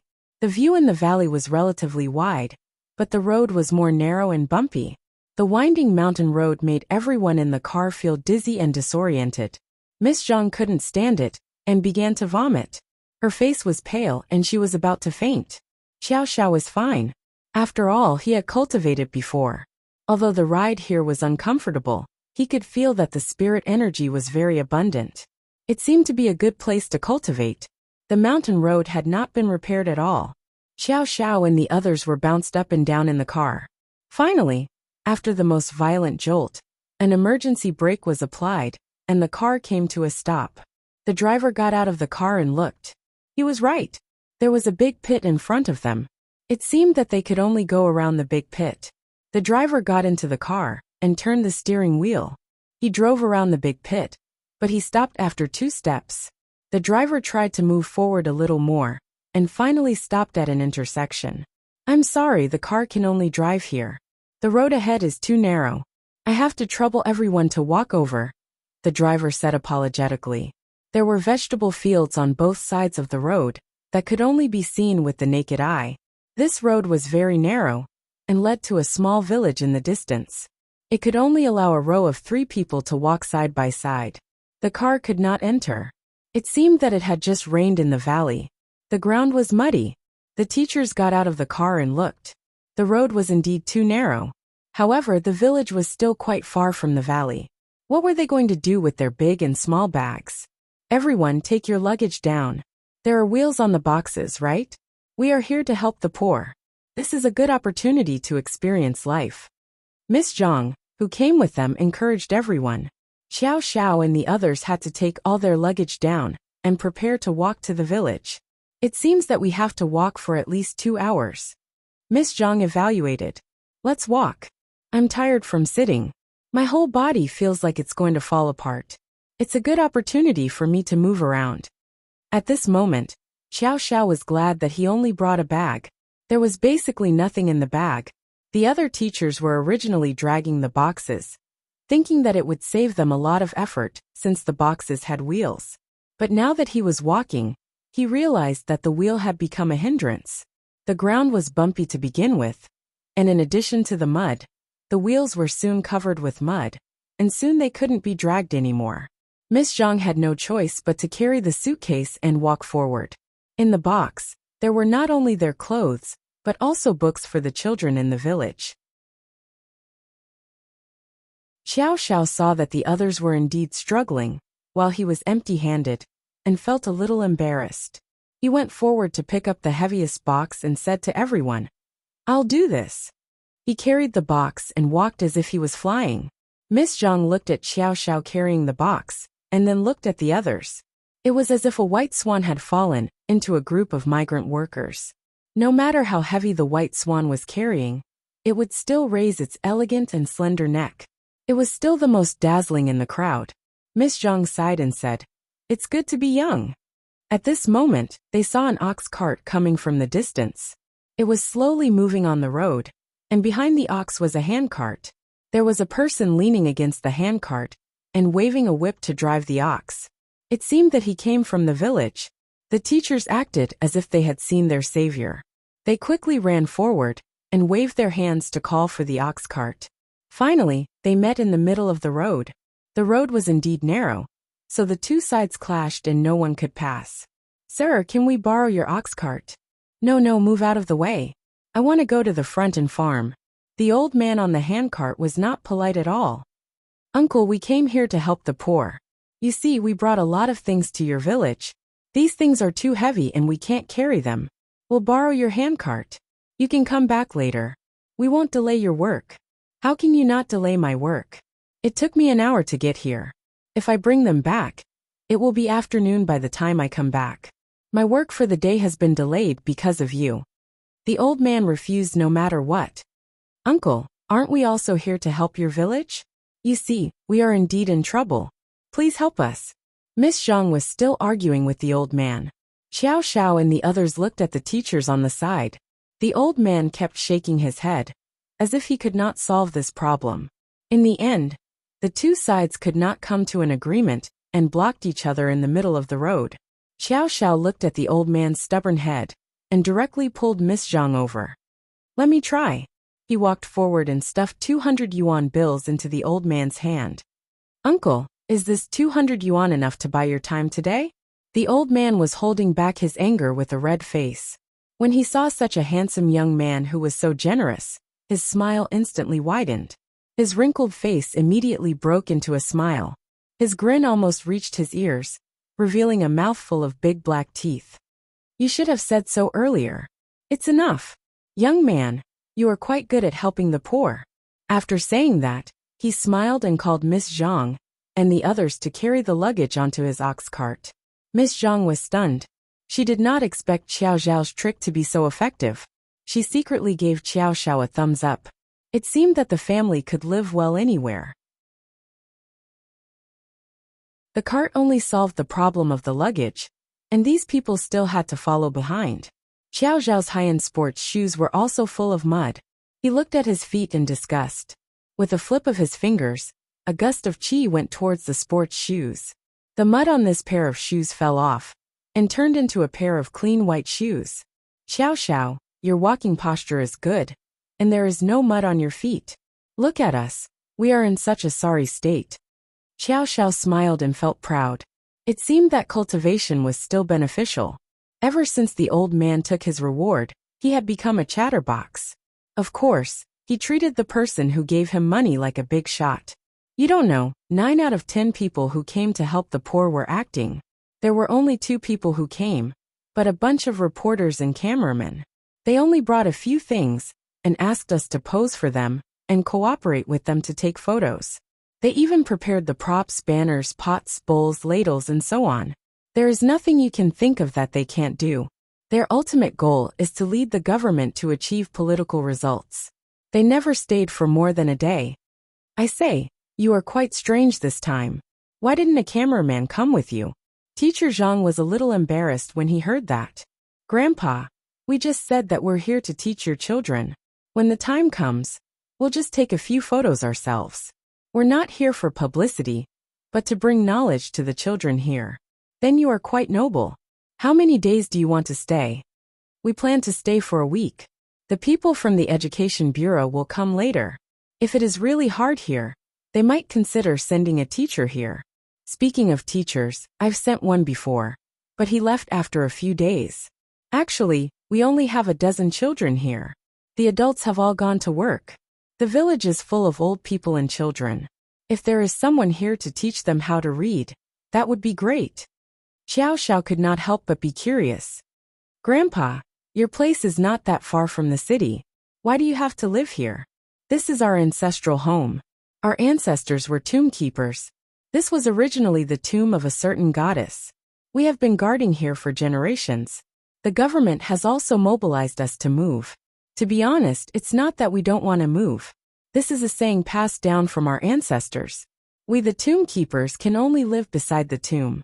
If we leave the tomb, we will die. Look at those of us who go out to work. They have to come back for the new year. If they don't come back, they will die outside.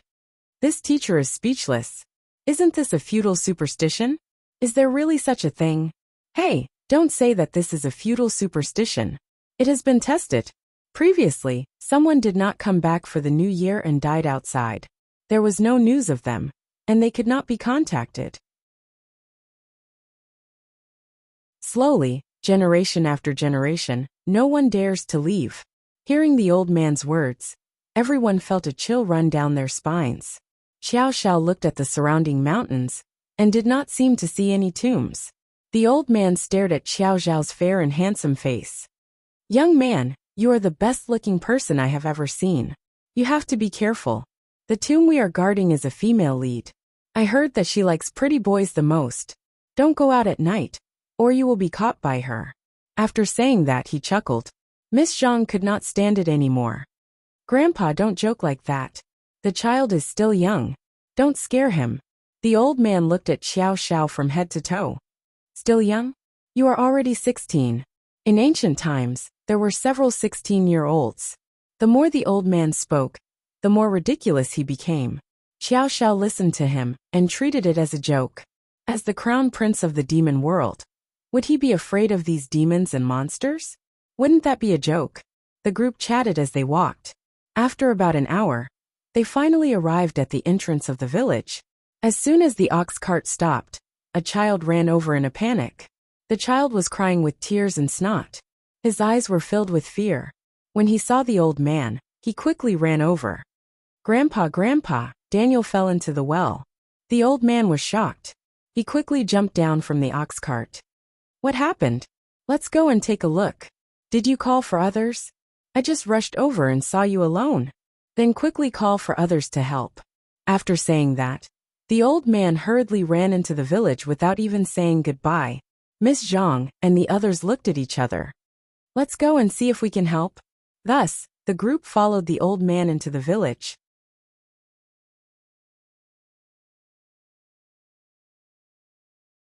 Chapter 97. When they arrived, they saw that the old man had already rushed to the side of a broken well. A few children were surrounding the well and looking down. When the children heard the sound of people and saw that it was the adults, they rushed up. Grandpa, Daniel fell down. He's struggling now. Then why don't you go and find a long stick? The old man shouted, waking the children up. The children seemed to have found their backbone and quickly moved. The old man ran to the side of the well and looked down. A little boy was struggling in the water. The arm of the well was very slippery. There was no place for him to exert strength. He could only grab and kick when he was about to sink. Because it was winter, the little boy's face was pale, and his lips were purple. He was about to fall over. The stick is coming. The stick is coming. Get out of the way. Two children held a long stick and rushed to the side of the well. Xiao Xiao and the others who followed behind them were knocked aside. Xiao Xiao and the others quickly went to help. They put the stick down from the side of the well and handed it directly to the boy.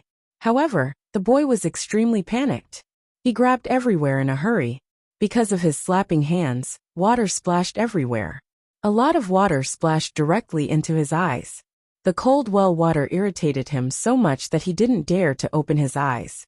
The children above shouted anxiously. Daniel quickly grabbed the stick. However, Daniel couldn't hear or see at all. The cold water stimulated him and made him dizzy. Gradually, his consciousness became blurry. He unconsciously grabbed the stick and gradually sank in everyone's sight. Oh no, Daniel is sinking. The children cried out anxiously. The other adults who heard the news were also very anxious. Who knows how to swim? Who knows how to swim? The adults looked at each other. None of them knew how to swim.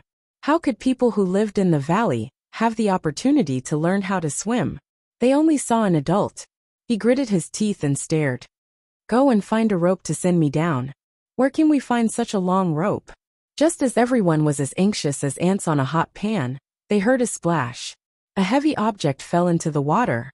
Everyone turned around and saw an extremely handsome figure jumping down. A bag and a down jacket were thrown down beside the well. Miss Zhang was the first to react. It's Xiao Xiao. Xiao Xiao jumped down. After Xiao Xiao fell into the water, the first thing he felt was really cold. The bone-piercing chill seemed to be drilling into his bones. He quickly used devil chi to protect his whole body, and finally felt a little better. It was very dark at the bottom of the well. Xiao Xiao only realized that the little light was blocked by the people surrounding the well when he came down. He no longer hesitated and quickly began to look for the person. At this time, the child had already sunk to the bottom of the water. Xiao Xiao roughly searched around, but did not find anything. He no longer hesitated and plunged into the water. Fortunately, the water was not too deep. He quickly grabbed the child's body. The little boy had lost some consciousness, but he still had some control of his thoughts.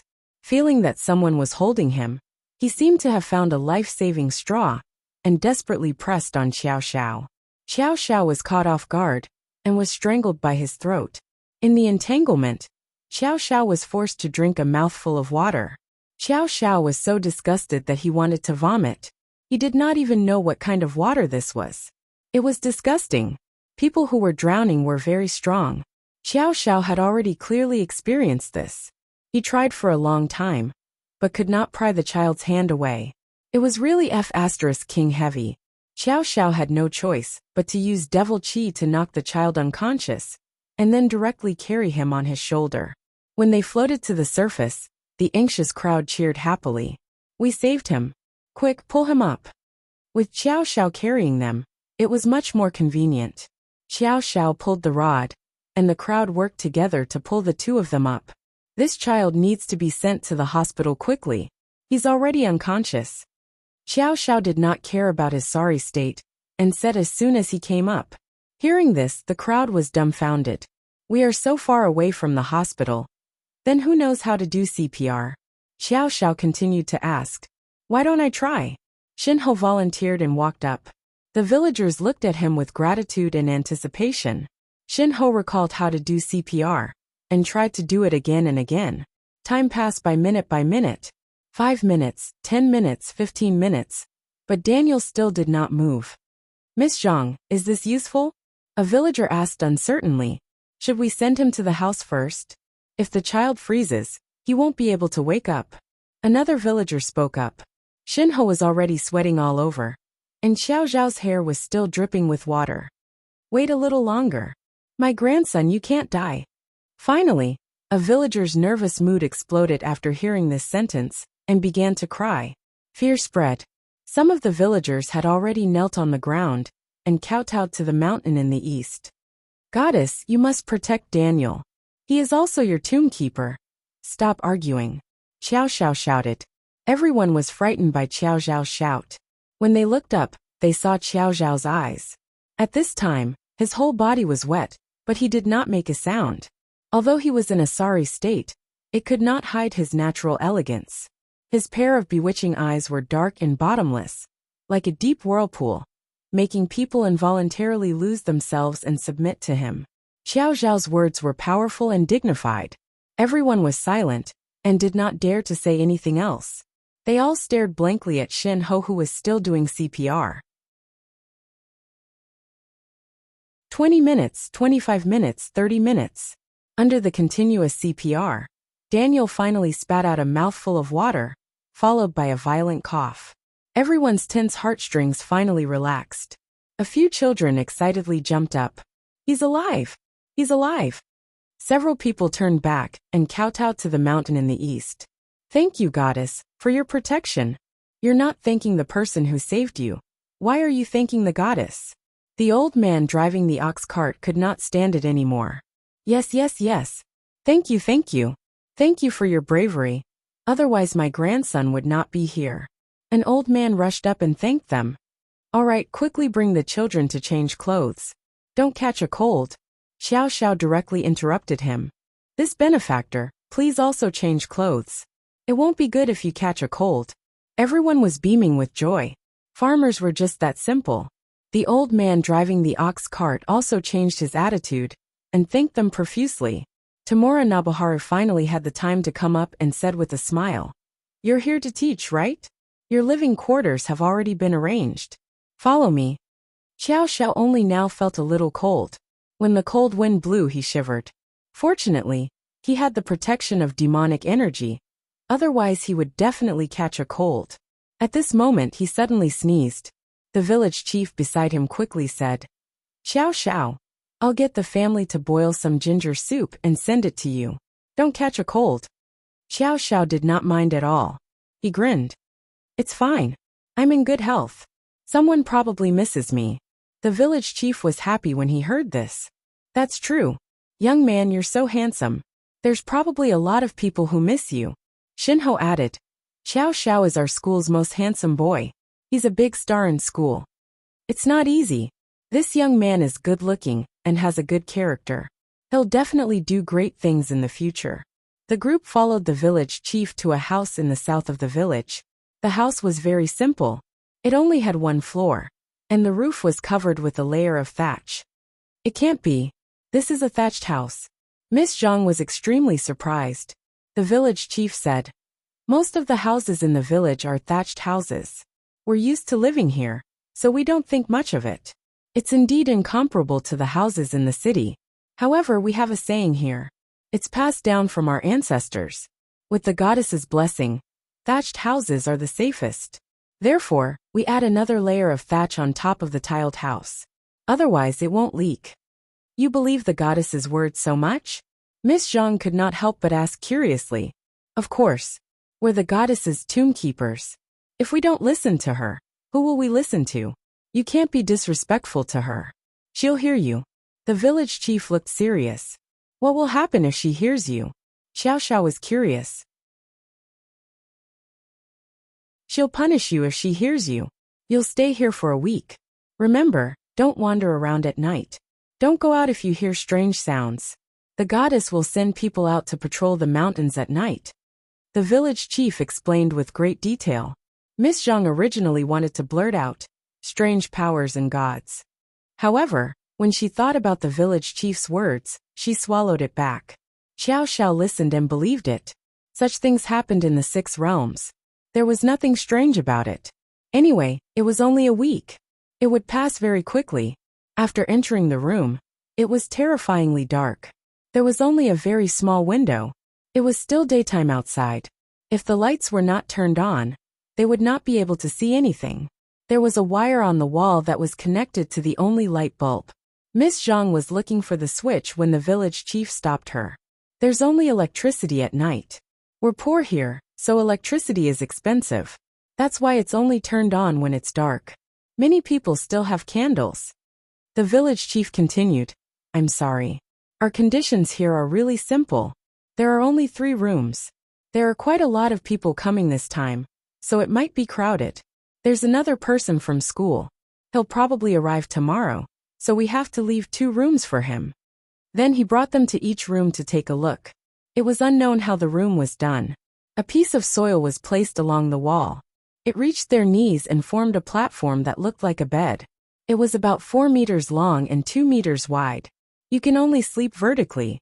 Otherwise, there won't be any space. However, it's cold at night. It'll be warm if you squeeze together. Xiao Xiao looked at the simple bed and suddenly remembered his super soft bed. He did not expect that he would have a day like this. It seemed that Uncle Wu was right. He could not sleep well for so many days, let alone take a bath. He had been soaking in the well water earlier. He did not know if the water was dirty or not. He really did get dizzy. He was disgusted with himself. "Is there hot water?" Xiao Xiao did not want to look anymore. He wanted to change his clothes. There is. The village chief was also quite embarrassed. He finally asked about something they had. But it needs to be heated. Xiao Xiao, hurry up and take a bath. Don't catch a cold. When Xiao Xiao heard this, he felt that he had to do everything himself. It seemed that young Master Xiao Xiao's hard days were coming. You're tuning in to the Earbook Haven YouTube channel. Don't forget to subscribe and join us on this journey to catch the most captivating stories.